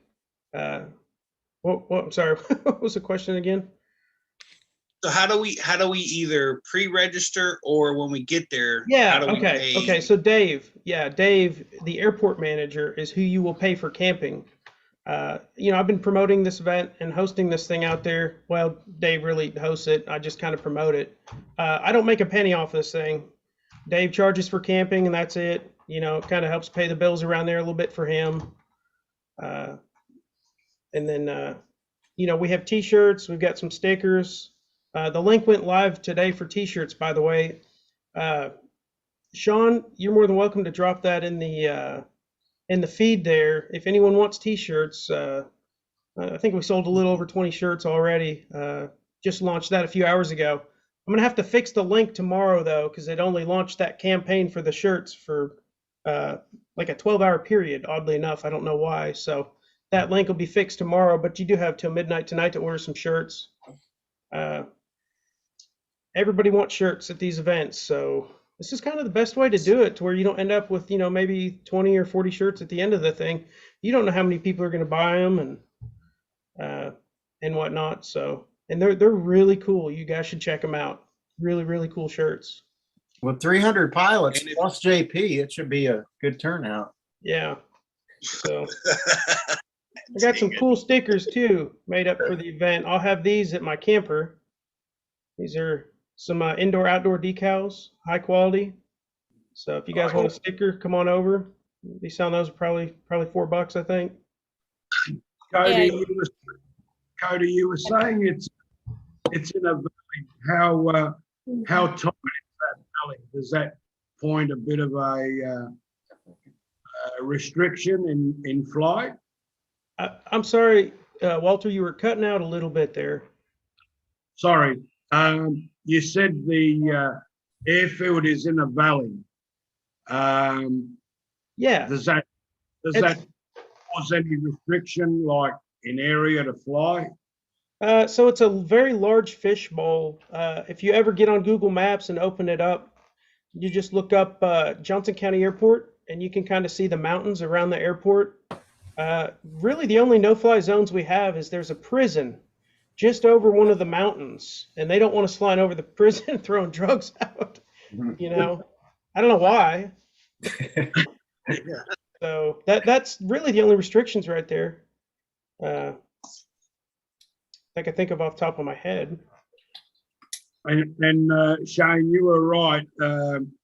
Gyros have got big knives to cut our lines, and that's one of my biggest fears is getting lines cut by another aircraft. And when you got powered parachutes, powered gliders flying around, we've seen that people have run into one another, and that would be one of the worst things in mind to hit our lines. You know what I mean? I totally agree with you there. and they are fast. And if you I'm not don't- worried about if you them. don't have I'm not worried about if you them. don't have a reserve now, get one before you go to a fly-in for sure. I'm not worried about it hitting my lines. I'm worried about hitting me because it won't matter if I have a reserve or not if it hits me. If it hits my lines and it's free fall a little while, then I throw my reserve. But if it hits me, it doesn't matter. Those things creep me out. There's a lot of blades swing. Yeah, they are pretty nasty. I'm wondering real quick in the chat, if you fly with the reserve, let us know. On the panel here, who flies with the reserve? And if you go to a fly-in, do you fly with the reserve or not? Just curious. I put my reserve on and haven't taken it off. My flotation, on the other hand, is on top of my fridge. Not sure why that is, but it happened. I just been too lazy to put back on. Don't tell my wife; she'll murder me. Glad it's off your chest. Glad no one's going to know about it. Glad this is not live and streaming everywhere across the United States and the world and down under. Yeah, you know, they had all that stuff going on at Bad Apples, you know, and Fixed Wing. And I'm surprised that went as smooth as it did. Yeah, I actually enjoyed that helicopter gyrocopter that went through. That was pretty cool, but he did make a lot of passes. I was expecting for him to take off and go, but he came around a couple of times. Well, good video, but it messed up the air for a minute or two. Mm-hmm. Hey, you know, as far as the powered parachutes, they really don't kick up as much rotor as you think. When we went out to that fly-in, we were flying right behind them, and it's, I mean, maybe a little bit more than a normal paraglider, but they weren't disturbing the skies that much. They are just like us. So there's really nothing to worry about with them. Eric, Thanks for your 100% agree with you on that one. The only thing is, if you've got a bunch of people kind of standing in one area trying to launch, it's definitely not a bad idea to wait about 2 minutes before you go. Right. But yeah, flying with them's not a problem at all. Thanks for your report there, Daniel, son. that was for Eric and his bandana there, his headband. Yeah, I was told I have to wear this to reach super cool status, to be like Jade. No, just sit next to Jade. Hey, You'll reach that way. I gotta head out. Hey, JP. Always a pleasure. I will catch you next time. Hopefully see you guys tomorrow on Shane's and Wednesday on Jade's. So What? Where are you going? always a leaving pleasure. us? You're leaving us. We've been here for an hour and a half, Linda. You just showed up. I just got here. You can't leave. All right, guys. Good All right, night. love you, man. Good night. All right. See you later, JP. Yeah, Linda, we were talking about. That's my love. Yes. Linda, we were talking about jumping out of an airplane and then you jumping in 5 minutes. I was expecting you to come out of the sky. You know, the last 4 months I've been going here with the parents, I feel like I jumped out of an airplane. There was many days I'm like, yeah, I'm going to get on that airplane and jump off it. No. I just want to say to Angela in the chat, that was a good one. Burn, shots fired. Oh, She said, bye, JP. No flushing this time. oh, yeah, that was funny. Poor guy. He was like, Got him. yeah. So anybody in the chat have any questions for Cody? Because we literally have him available right now to answer any questions. Pretty much all of my concerns or questions he's answered tonight. So I am waiting on the chat because I know Cody's important and he's got other things to do, like finish his basement. It's unfinished. I raised my hand. Yes. Okay, so we learned that we could fly 3 states. And Cody, how far of a flight did you say it was? Like 12 miles? Ooh, Dave answered that question on the last time we all got together. Yeah. And honestly, I'm too lazy to make the trip, but I think it's doable. I don't remember what the mileage was. Okay. I don't When remember you offhand say either. you think it's doable, does that mean there's a good chance you're running out of fuel? Well, I'd have to remember the mileage to be able to help with that one. I don't know if anyone's tried it yet. 12 Sean, miles was sticking in my didn't head you from that say night. you were gonna do it? Absolutely. I definitely want to fly those 3 states, and I want to get up to at least 10,000 feet since we That got was that. the other one. Since we got that NOTAM to 15 or 16, whatever it was. Well, I know my last flight, or actually the Saturday flight, was 58 miles, and I landed with 5 liters of fuel. So it's got to be under that. So I think we can all handle that, no problem. We should get a group together, 5 or 6 of us, and go do it. I would do it then. If we could get a group, I would go. As long as I can fly next to Jade, that's all that matters to me. I'm going to touch her tip. No. All right. Just the tip. Just the tip, huh? All right. Jade, it's just a tip. Don't worry. Mom is still in the room. Please. Mom's giggling back here. She thinks y'all is funny as hell. I know she's still thinking about the mosquito and the blonde joke. Yeah, I should have said it didn't make any difference because my hair's gray. She raised a Marine. She'll get over it. There's John. I have no comment.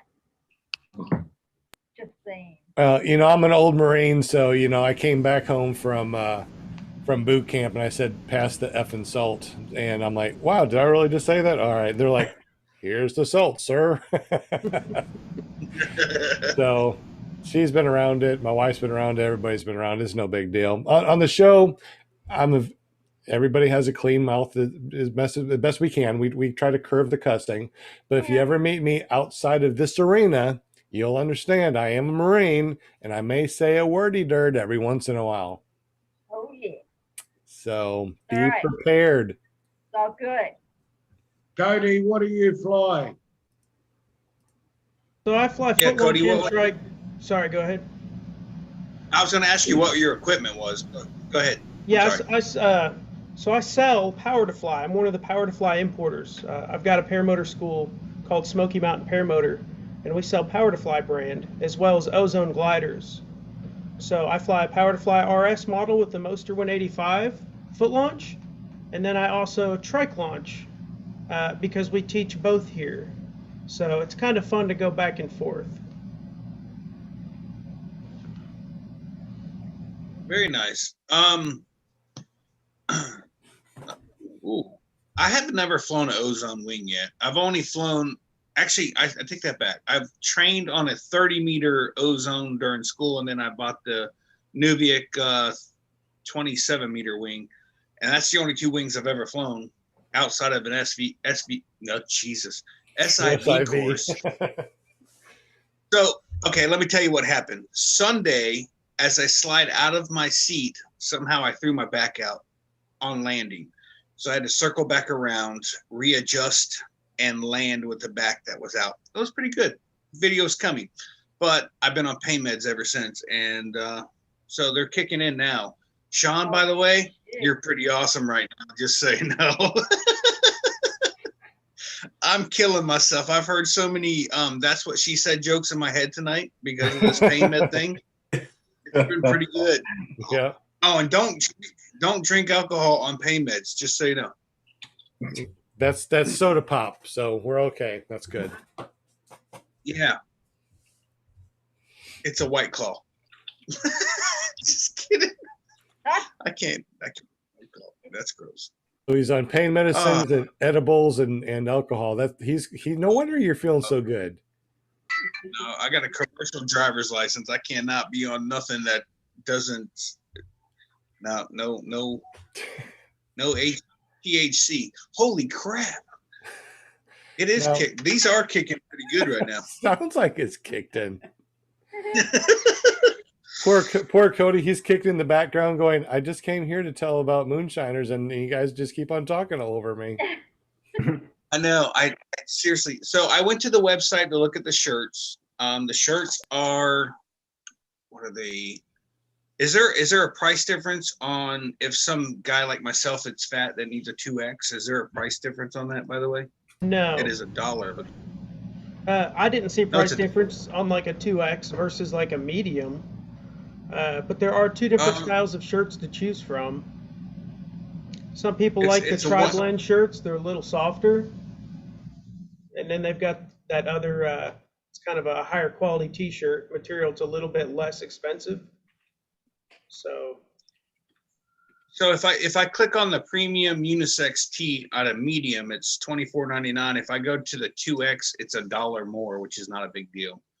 That's only fair. On the website. No, I agree. There's a hell of a lot more material for $1 more. It's. I mean, if Will wants to get a 2X and use it as a nightie, like a moo-moo, he could probably wear it like that. A moo-moo.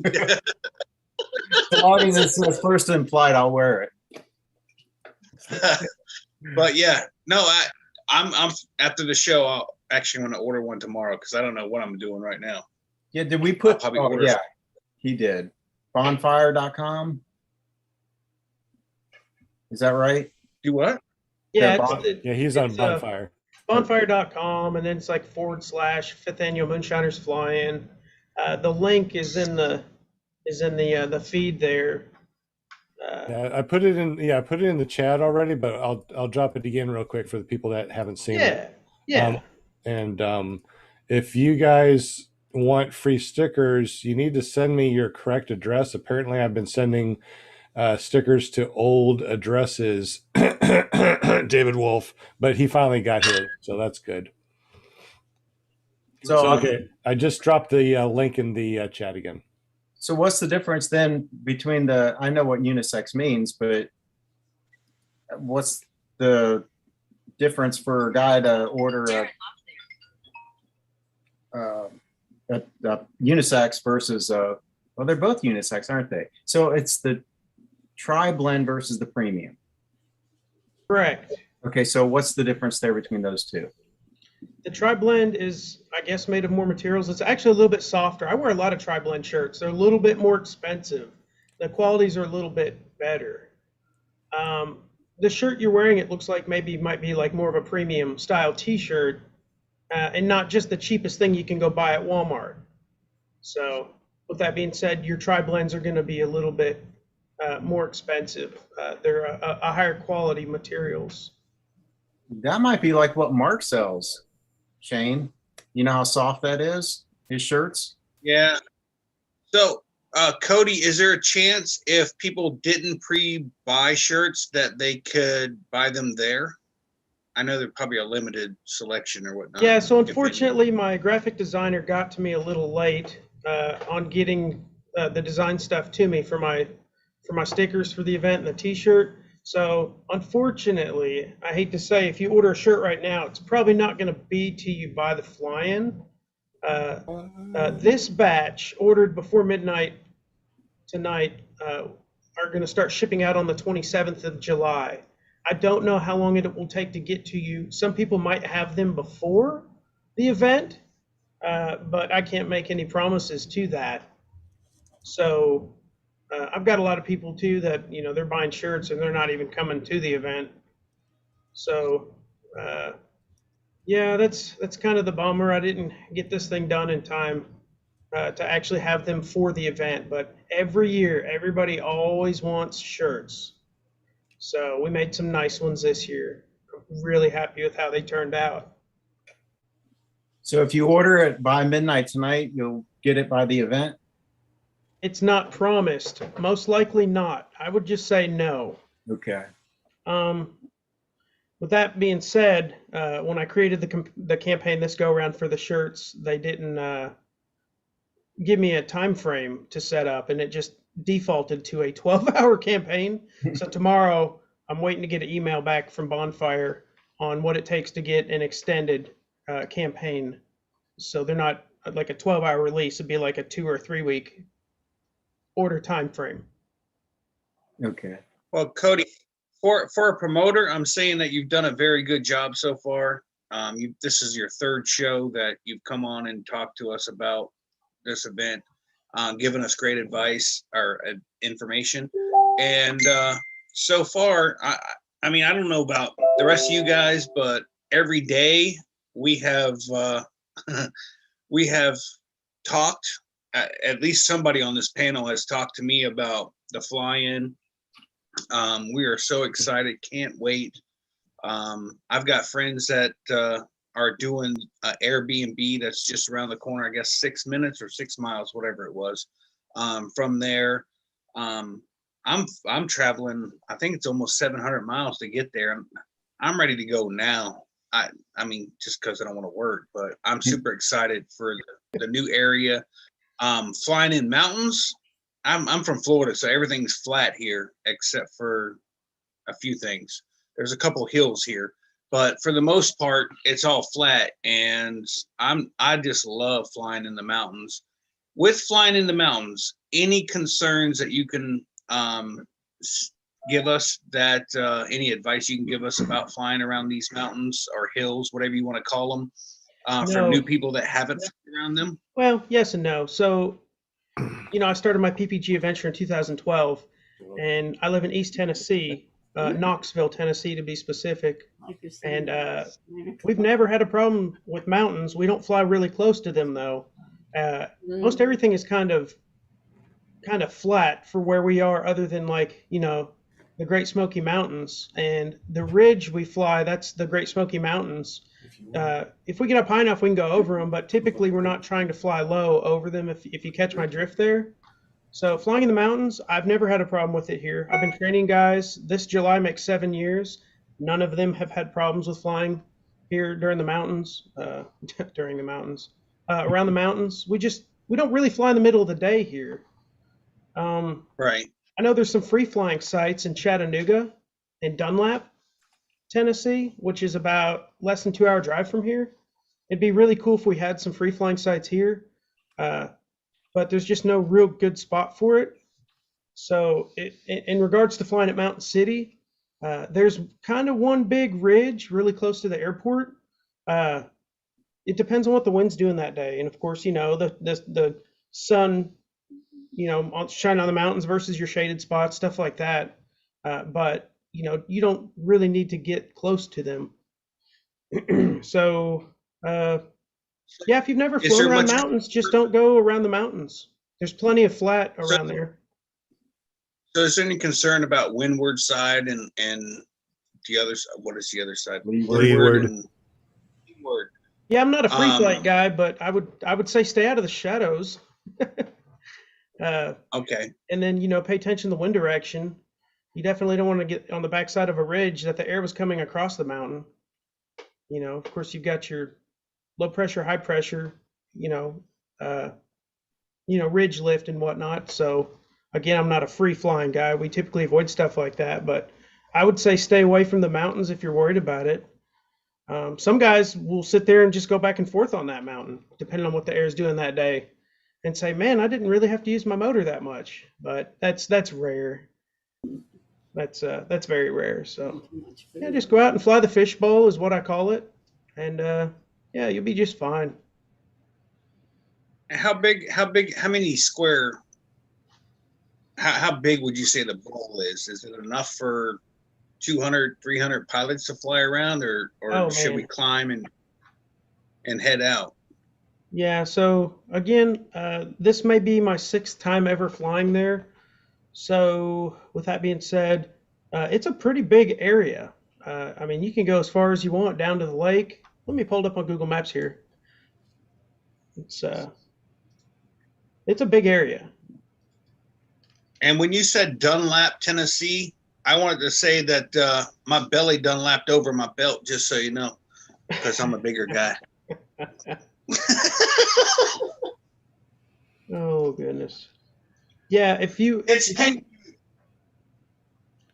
pull it up on Google Maps, you can see you can fly all the way down the valley there, down to the lake, and back. You can share your screen if you want to, Cody. Okay. Gosh, I'm so new to this thing. I've only ever used Zoom to talk to you, Sean. I know, right? Screen share. So I just click on screen share. Yeah, screen share, and then click the right box that you're opening, and we should be able to see everything that you're saying. There you go. We see it. You can see this? We can see that, man. All right. All right. So let's see where I got lost here. There's a lake. Sorry, don't get dizzy on me. So here's the airport. And like I was saying, on both sides of the runway, you've got all this area to set up your wing and launch. And then we have areas here, here, here, and the East 40, right in this area. Can you zoom in and show us real quick, because this is good. Can you zoom in real quick and show us where the campers park and where the tent people go? Yeah, so I think the way Dave had it drawn, campers will be on the apron here. They'll be parked in kind of tight here, and then he's got 2 more rows here of campers. And then it'll be the same thing here, a row and then 2 rows. I'm not 100% sure how that one's going to work yet. And then we have this whole area for campers. He said worst case scenario, we've got some stuff down here. He said there was a whole nother field he could open up or something as well, correct? Yeah, I'm not quite sure. This could be an old picture. I know they've done a lot of landscaping work, so I don't know if they've cleared all this out. I know for the people that like to kind of take off and go fly and come back close to the runway, he's cut a bunch of trees down right here, by the way, for guys that like to try to foot drag this creek, which, I mean, it's maybe 4 inches deep, by the way. Typically to flying, you want to launch and get the heck out of Dodge, especially with many pilots coming. How are the prevailing winds, Cody? Are they pretty true to the runway numbers? Again, I mean, I can only speak from my 6 times I've been there and flown, but typically, I mean, I've taken off all kinds of directions here, but I've set up right on the runway and I've gone this way, northeast, southwest. I've had it come from all different directions. I have to be, but as far as what the predominant directions are on the wind, I can't 100% tell you that. If Dave was on here, he would be boring you to death with that. So, but it's going to be a good time. We always have a good time at this thing. So you can see the mountains, and then we have all this inland. Dave says fly up through town here. People love it. This town loves paramotors, by the way. Nice. I mean, you can fly all the way up into Mountain City here. So you've got all this. Then you've got all of this. Then you can fly down to the lake over here. Some people do that if you want. Where's the prison at? The prison is up here, right there. So here's the airport, right here. Here's the prison. So you'd really have to fly over the mountain to get there. Yeah, right. So let me zoom out and we'll talk about flying the 3 states. Okay. Here we go. Now. So you can kind of see some state lines here. I believe this is North Carolina, Virginia, and Tennessee. I think that's it right here. So the airport's here. Here's the 3 states, if I'm not mistaken.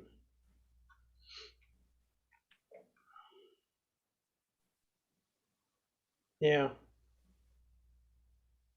Yeah, right here. So airport's about here. I know it's hard to see. So yeah, I'd be down if we could get a group of anyone that wants to go. Absolutely. Any other questions on that? Yes, I do have a question. Is there any place that paramotor pilots can take off from and land to have, say, breakfast and or dinner and then take back off? Not that I'm aware of. That's the first question I've ever had like that before. So Mountain City's a really small, old town. A lot of the restaurants are not your mainstream towns. They're all things you've never heard of before. So, of course, here's the airport, and then you take the highway, Roan Creek Road, into town. There's a grocery store right here, like a food line. And then you keep heading north, And then there's some different. Oh, there's Food Line. There's some different restaurants. Here's a Dollar General. I'm looking on the maps right now, and it looks like there's a big field across the street from Mike's Barbecue and Sub Shop. See, that's what I'm talking about. We just need enough room to land, walk our stuff over, go have some dinner, and take off again. If there's not a fence right there. I mean, there's hay bales. Brian's already starting to shake right now, but he knows how to maneuver those things now. You could ask Dave. It looks like they use this field for hay. So if they had just cut it for hay, you might be able to land and launch out of that field. Yeah, I'm looking at it. Looks like the left-hand side is like clear, I believe. I mean, it looks like it is, and then there's a Mexican restaurant, and also, yeah, it looks like the garden barn. I don't know what that is. I don't know if that's like a place to get plants or not, but it looks like there's a lot of area to land and check out. I mean, I think that we might have to scout that out. Oh, there's a pizza place right across the street from a big. Yeah, there's a big field right behind Pizza Plus. Like, yeah, that might have to be a goal of ours, just to. You can go to church. If you can bite your tongue, that will burn up. If you can orchestrate that with Dave and the property owners, I don't see why not. Right. Oh, that parking lot at the barbecue joint looked big enough to land in. Just so that looks really doable right there. Yeah, I would totally do like during the middle of the day, if there's nothing going on, take a trip over there, drive over there and talk to the owner and see about flying in for dinner. That'd be pretty awesome. I like your style. Quick lube at Denny's Tire and Quick Lube Center.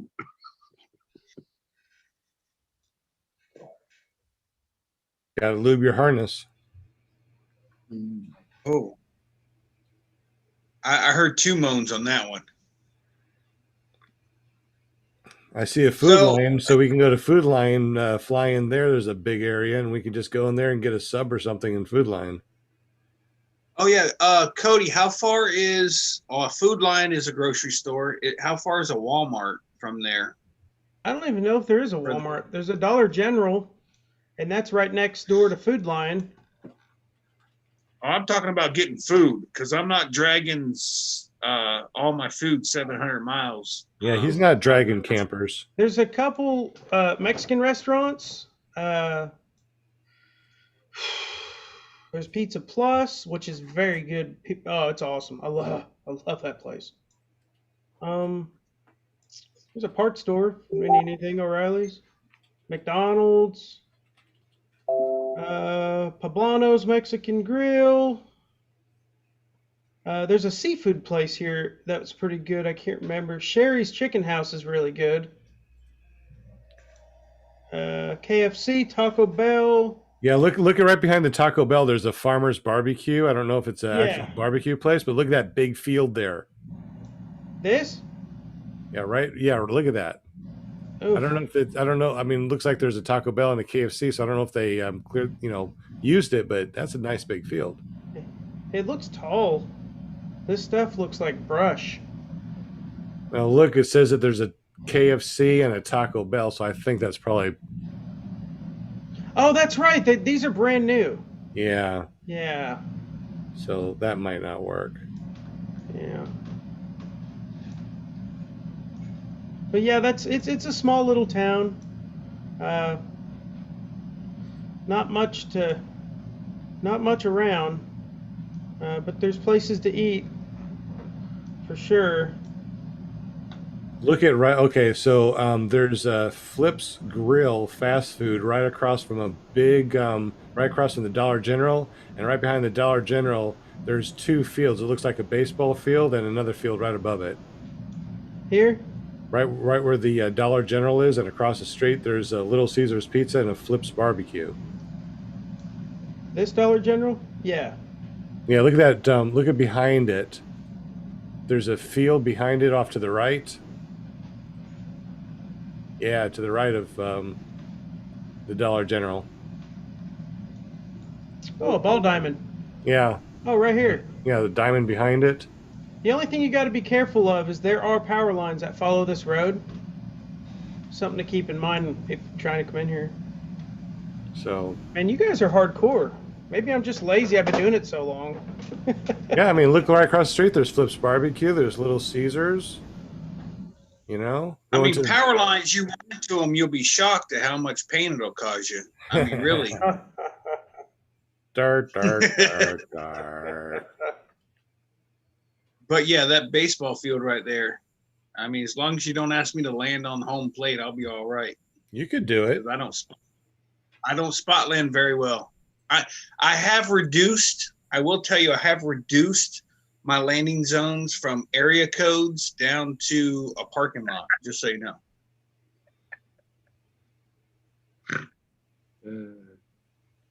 I think you're better than that.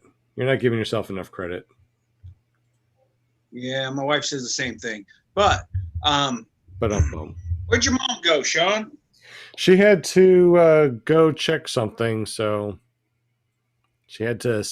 She said, "Hey, I got to bail," and I'm like, "Yeah." She's going to make you a sandwich, Sean. Well, honest. Of course. I'm not going to tell you that I just told her to go make me a sandwich. Come on now. But all this talking Cody, about food, I want a sandwich. Cody, you probably don't know the answer to this.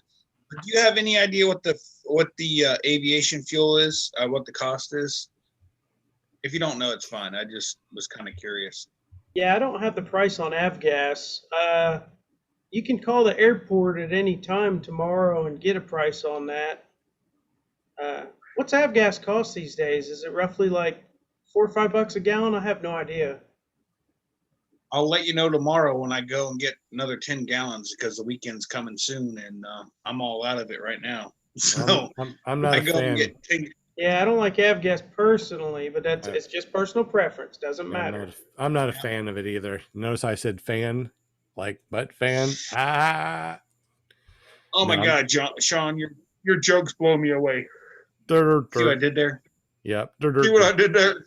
See what I did there? That's just like my name down here. Aviation. Have any of you guys tried the lead-free avgas? Lead-free? I know there's low lead. Do you guys have no lead over there? No, you guys have got it there. I know it's been tested for about 4 years in general aviation because they're not going to let it in unless they know it's not going to damage motors. And that would solve all the extra carbon on your piston and stuff. What's it called? Not Swift. I don't know. Have you guys heard of any no lead? Yes, but it's expensive and it's typically made by VP or Sunoco or Renegade. When you start getting up in your octanes and fuels that are non-leaded or even oxygenated, the price goes like crazy, $12+ a gallon. Ooh. Yeah. Let's stick with pump gas. Amen.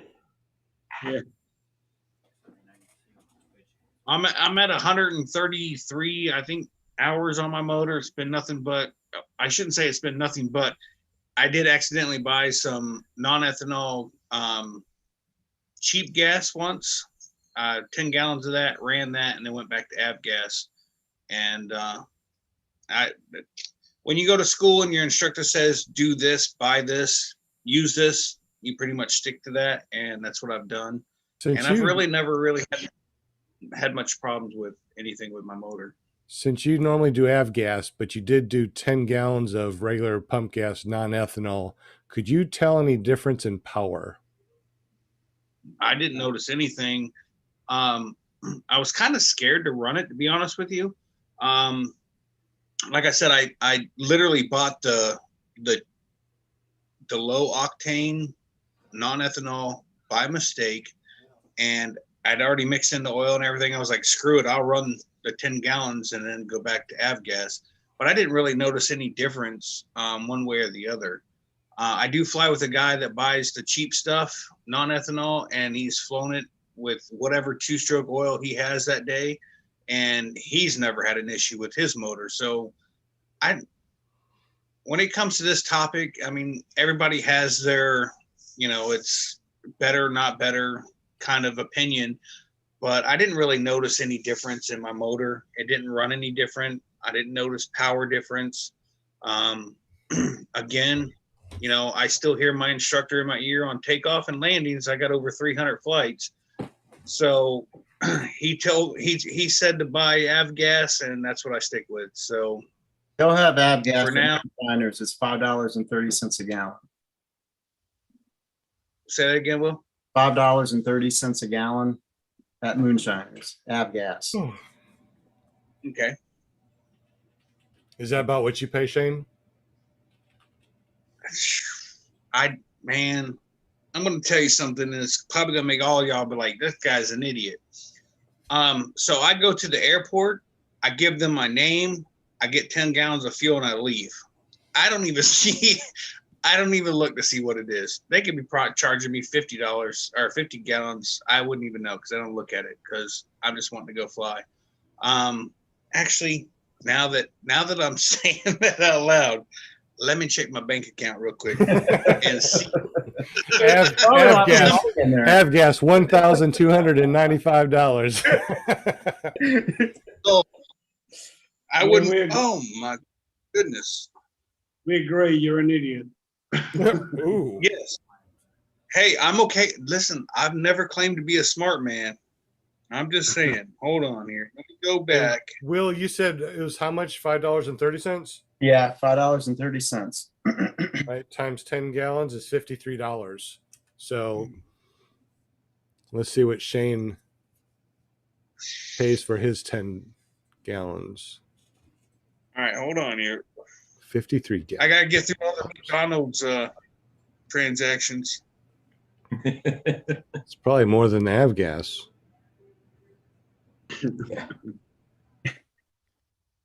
Somebody's eating some kettle pop, skinny pop kettle pop. Good Lord, come on, man. What is that, Paramom USA? It's skinny pop kettle corn, sweet and salty. The best. Only 56 calories. Okay, so I paid $49.30 for 10 gallons of fuel. Okay. So it's about $53 for the same thing over at Moonshiner. So obviously it's not that big of a deal, to be honest with you. 50 I mean, cents the price a gallon difference. Yeah, I mean, it is what it is. That's cheap. Yeah, compared to Australia, yeah. Yeah, it's about $2.50 a liter, I think, over here. for avgas. Yeah, so that's about $10 a gallon. $10 a gallon. Just yeah, I just can't complain over here. I mean, no, you can't. no. Well, think of an aircraft that takes 105 liters or something like that. You know, it's a lot of difference between you and us. Yeah. Wow. Sean, I want to make a suggestion. One week when you don't have a guest, can we do something on radios and communication and scenery? And I see a lot of people got perfectly clear communications in the air, and some don't. You hear more engine noise and they're hard to understand. Can we have a segment on that maybe one week? On what exactly? I didn't understand what you're saying. Radio communication and getting it onto to film. You know, when you're filming, some paramotor pilots come over really clear, and others seem to have a bit of problems in that respect. They're not as clear. I was just wondering what everyone uses and how they connect up to their cameras. And That sounds good. That sounds like something that ParamontUSA.com needs to go out there and look at, right, Linda? What? Check what Kangaroo Walter was saying is that he wants to know how people are filming their paramotor adventures and talking while they're flying, and it sounds so crisp. And some people, they're talking, you can barely hear them or understand them. So I guess we need to do a show completely about being able to talk while flying and how to actually film it. Maybe you can find some people that do that. I don't I see know. what you're saying. I'm like, I don't fly and do that. It takes. No.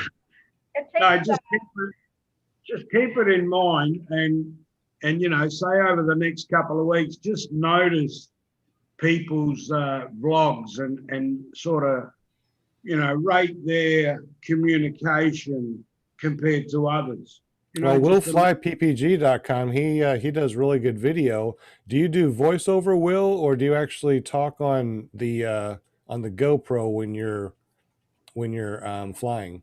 I rarely do voiceover, and sometimes I do have trouble with the clarity of speech. A lot of times it's because I'm wearing what do you call those things, buffs or whatever, over my nose.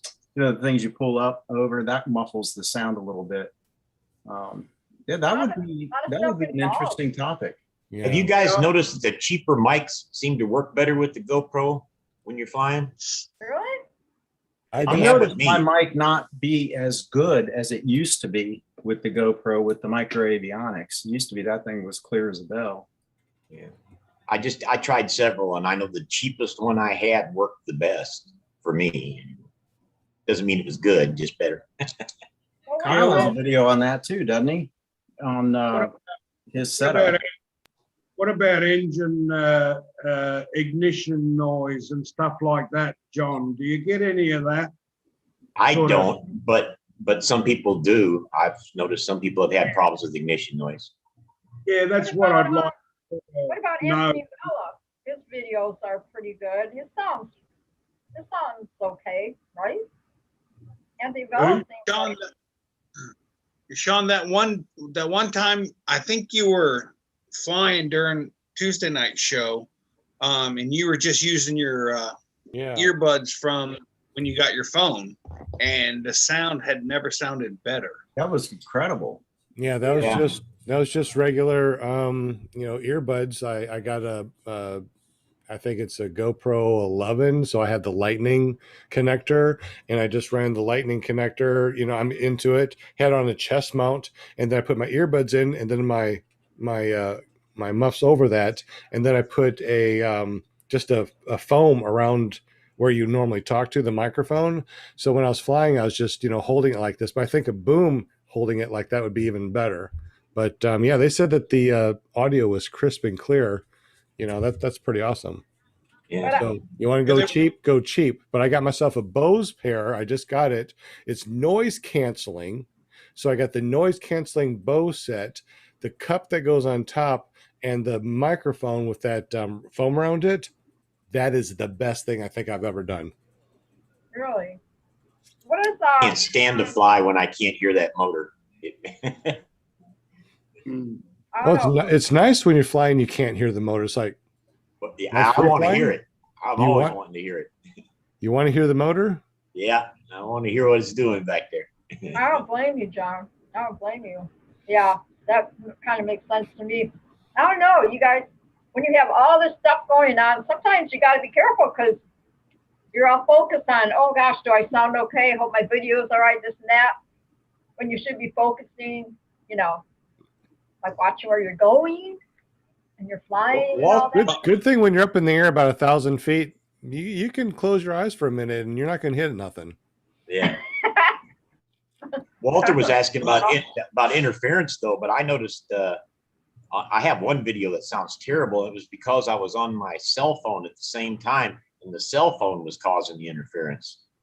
I thought it was ignition, but it turned out to be the cell phone causing it. So you're on the phone with your cell phone, but recording a GoPro, and the Right. GoPro audio sounded bad because you were on the phone. Yeah. Recording with the GoPro. Okay. Yeah, it was picking up. It sounded like ignition, but it wasn't. It was coming from the phone because when I disconnected that, problem was over. Yeah, John. So you can also get your spark plug R's, which have got resistors in them. Whether some people use them or what, I'm not 100% sure. Yeah, everybody here, I think, uses them. My Rotax having 2 spark plugs per cylinder is shocking, and a lot of guys really struggle to hear what I'm saying unless I throttle down. Yeah, it's just one of those things which I got to get better, and I'm just curious on what everyone. Well, they sell those magnets that you can put right on the wire that'll knock that right out. On the radio wire? They make them that you can actually put on the plug wire and knock that interference out. But they do make them for the radio wire too.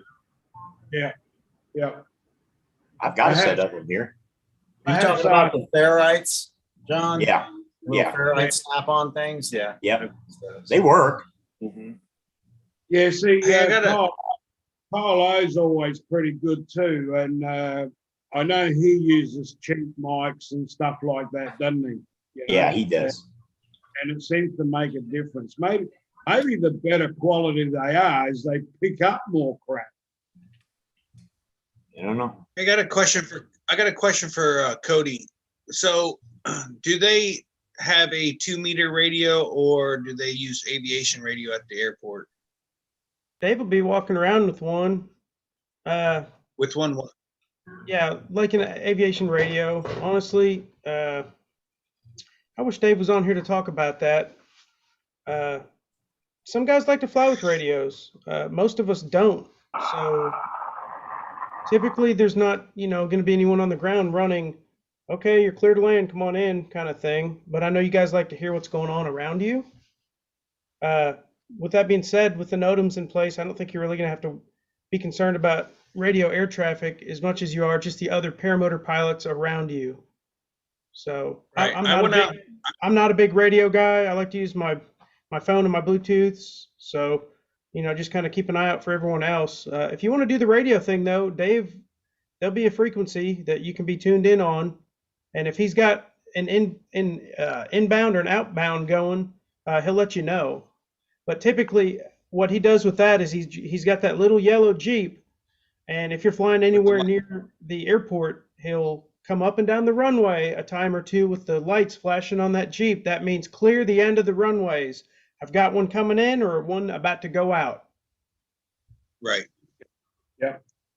Yeah, I ended up buying a 2-meter radio. I don't have an aviation one. One of the co-hosts that are normally on here, Brian Haybell Waller, he's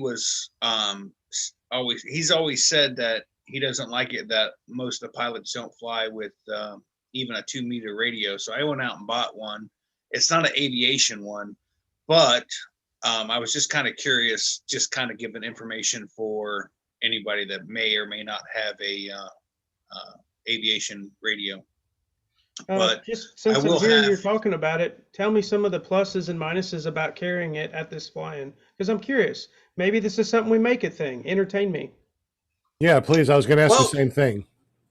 It's a good thing, Cody. It's a good thing that if someone's on airband to transmit on 2-meter to everyone, because they don't know that there's a plane coming in or whatever.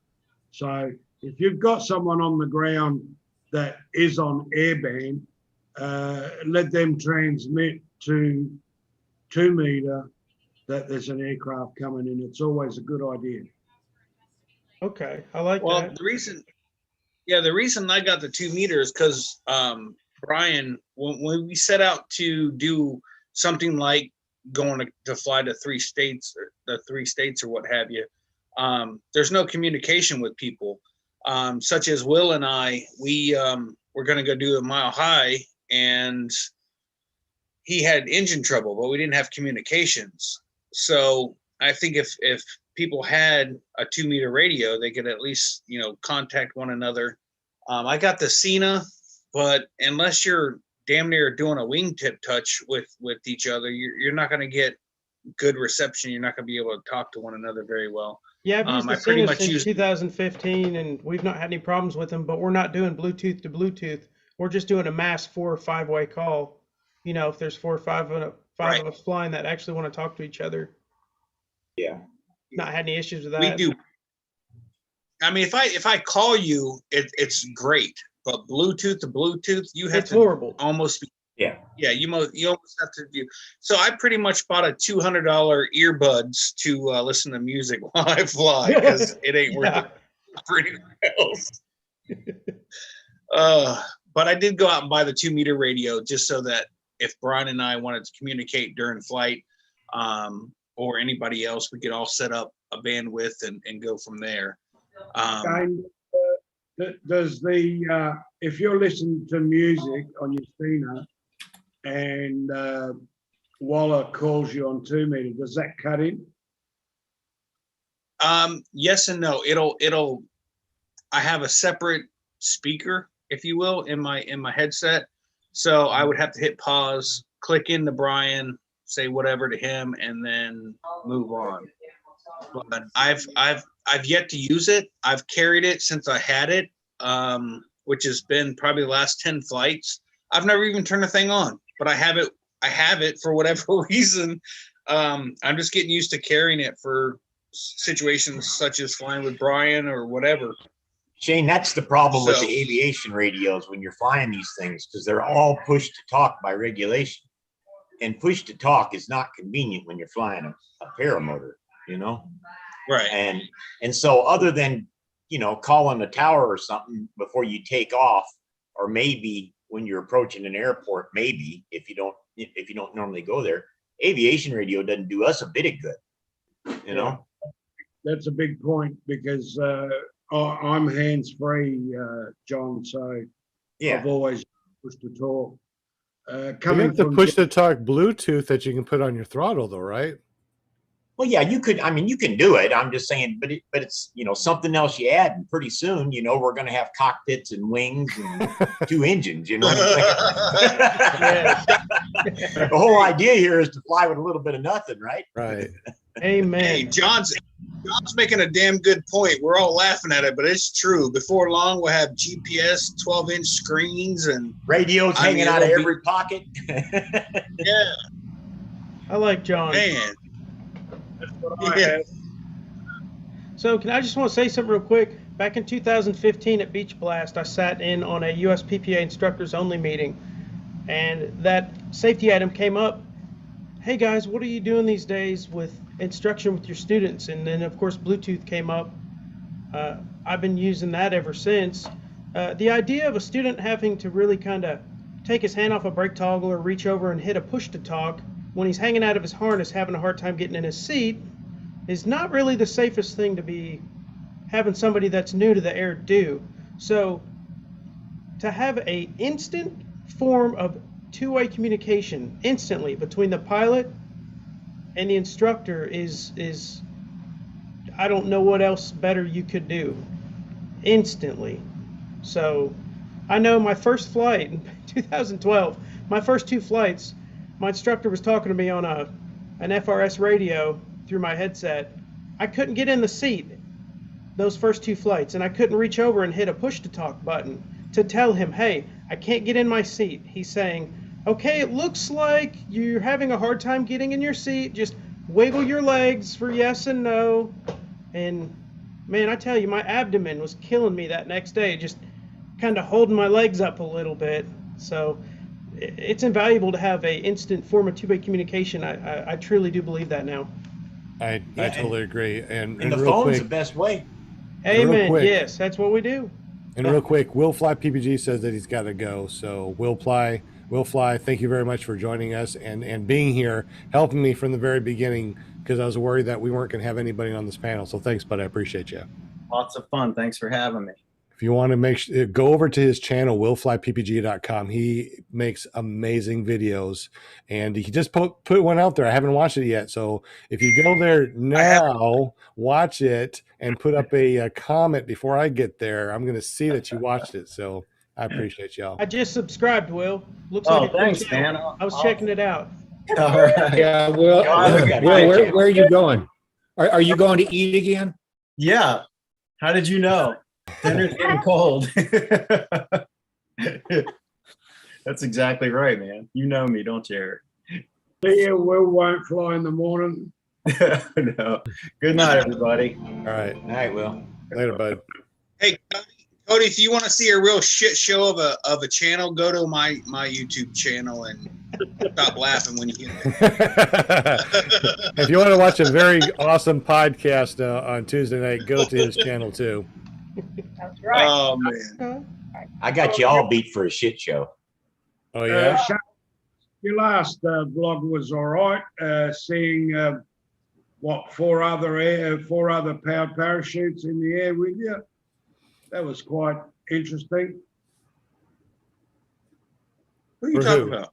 Yeah, what are you talking about? What? Your weekend flight with you had about 3 or 4 other flying with you. That was quite good. Oh, you're talking about on Facebook during the live or whatever. Yeah.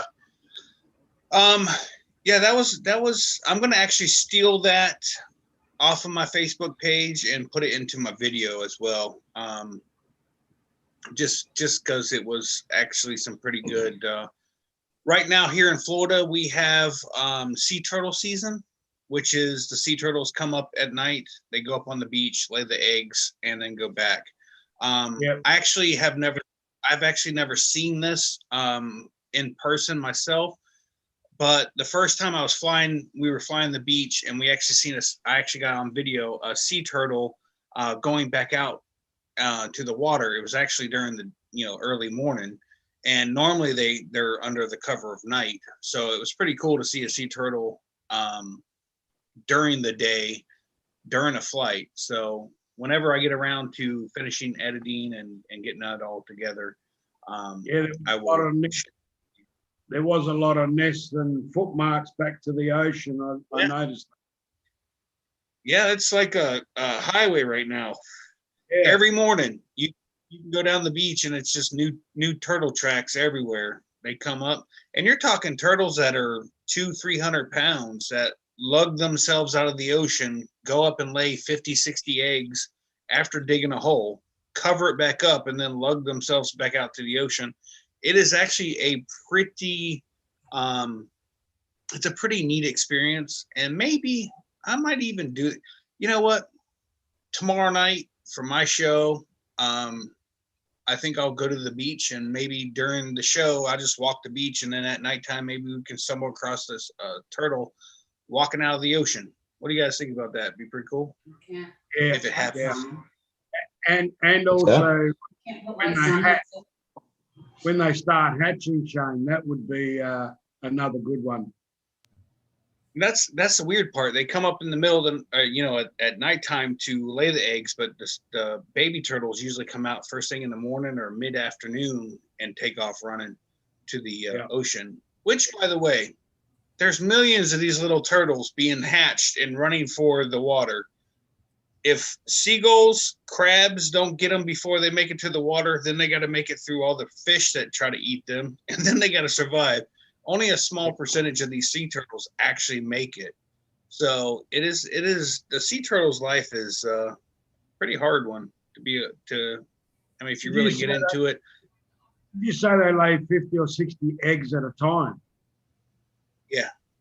Wow. And it's weird too, because a sea turtle will dig a fairly deep hole, and then these eggs drop from say 2.5 feet height, and they just fall on top of each other. They don't even break. But then these baby turtles manage to dig all the way back out and then go for the ocean. So they got to survive digging themselves out, then avoid seagulls and crab. And then they got to make it to the water. Once they get to the water, then they got to make past all the fish that are trying to eat them. and then they got to go and survive out in the big ocean. Talking about being a little fish of the ocean, try being a little sea turtle of the ocean. It's pretty. Well, that's it's just like our life. We're constantly trying to avoid crabs too. Anyways, hey Cody, I got a question for you. Where would Eric? Ever. That was the funniest one ever. That was good. That was good. Cody, where is a good place? There's going to be a couple of us coming in a little early. Where would be like the best place for the Clear Prop crew to be potentially, if you could recommend something? Yeah, I'll pull up the live screen share here again in a second, show you the airport. I can show you where the moonshiners are set up, and we're kind of set up on one end of a hangar, and that's typically to kind of leave room for everyone else to have kind of nicer spots. It depends. Do you want to be on asphalt or you want to be on grass? That's what I need to know first. Well, I was waiting for you to say we're setting up here on this end of the hangar and we want you all the way down there. Oh, come on. I'm not that mean. I think just maybe like a mixture of the grass and asphalt, because I was talking to Shane a little bit and he said that, that way you're not pulling grass into your camper, which makes sense. Yeah, Right. I guess it depends.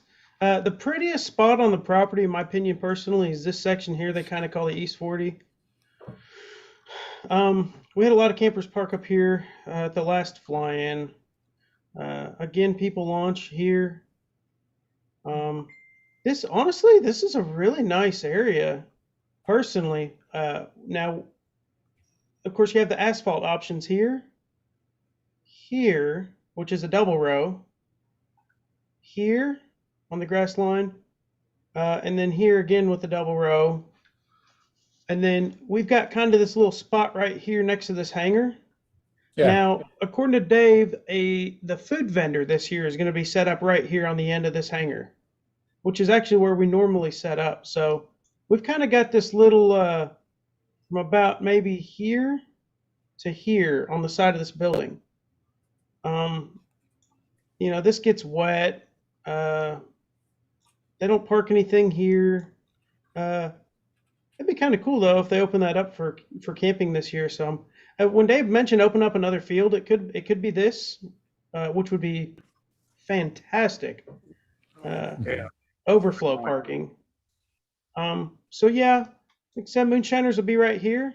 The food truck will be right here, and then this is probably the prettiest area if I had to pick, and I was coming out here.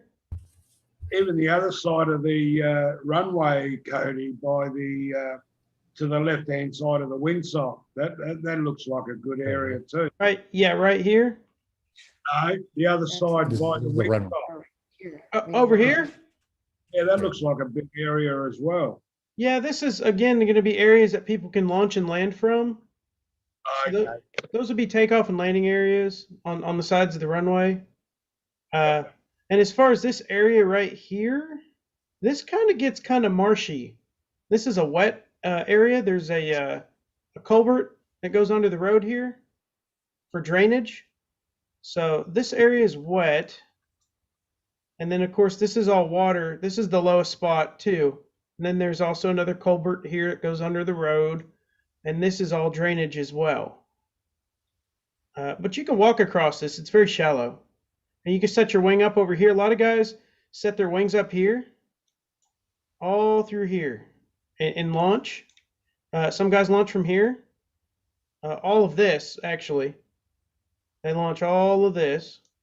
And then, of course, this area. So, yeah. It's kind of is what it is, but it's a beautiful area to fly. Mountain City's absolutely gorgeous if you've been there. As soon as you pull up, it'll take your breath away if you've never been. Are your runway lights 18 inches high, or are they in the under flush with the ground? These guys they're elevated, so okay. Are you talking about like off of the runway? Yeah. Yeah. So these, I mean, they're they're above ground. They're not flush. Okay, I see them now. Okay. You might want to dodge those guys, but they're kind of spread out. Yeah, right. There's not one here, but they're they're easy to dodge if you need to. Yep. So, yeah, this is a big area here. So, yeah, if you've never been, you guys are in for a treat. This is my favorite flying of the year that I can get to. Nice looking airport and area. It's all very green, which to me, living in Australia, we don't get a lot of that. That's because you're upside down and the sun can't get to you. Well, the rain falls up the other way, doesn't it?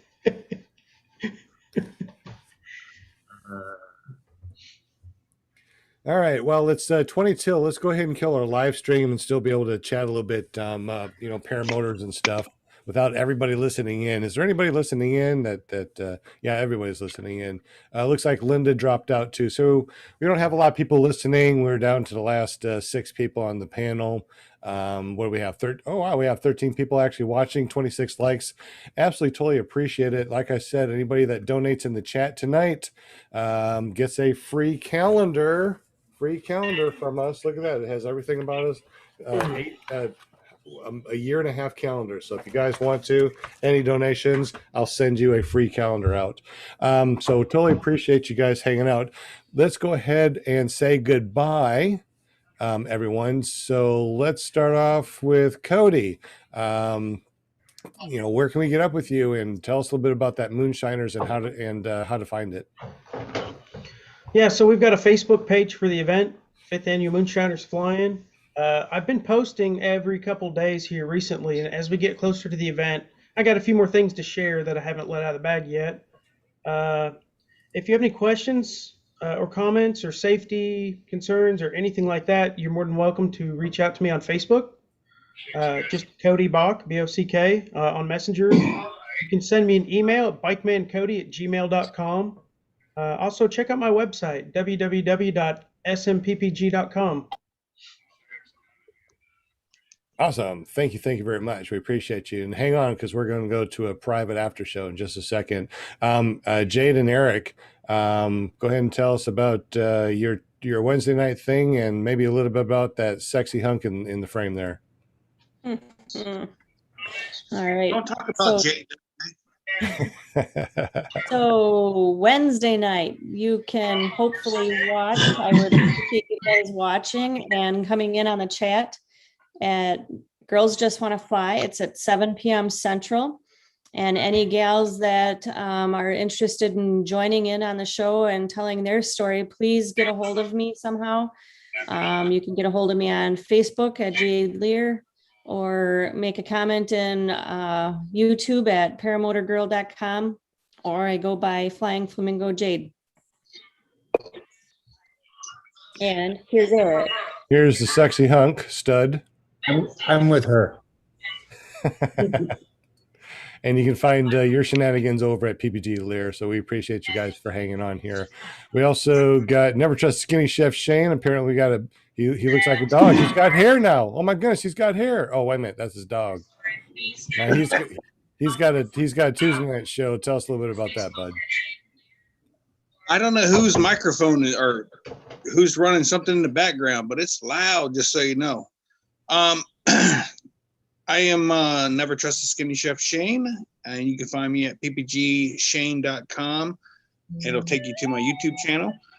And I have a show on Tuesday night. We just hang out and we tell jokes, and sometimes we talk about paramotors. Well, we always talk about paramotors, but we also talk about cooking and just whatever. It's literally just a campfire, virtual campfire that we all sit around and hang out and talk about whatever.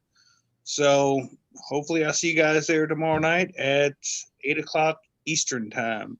which is 7 o'clock our time. So basically, it's same time. It's like 7 o'clock Central for everybody's spinoff, which is really cool.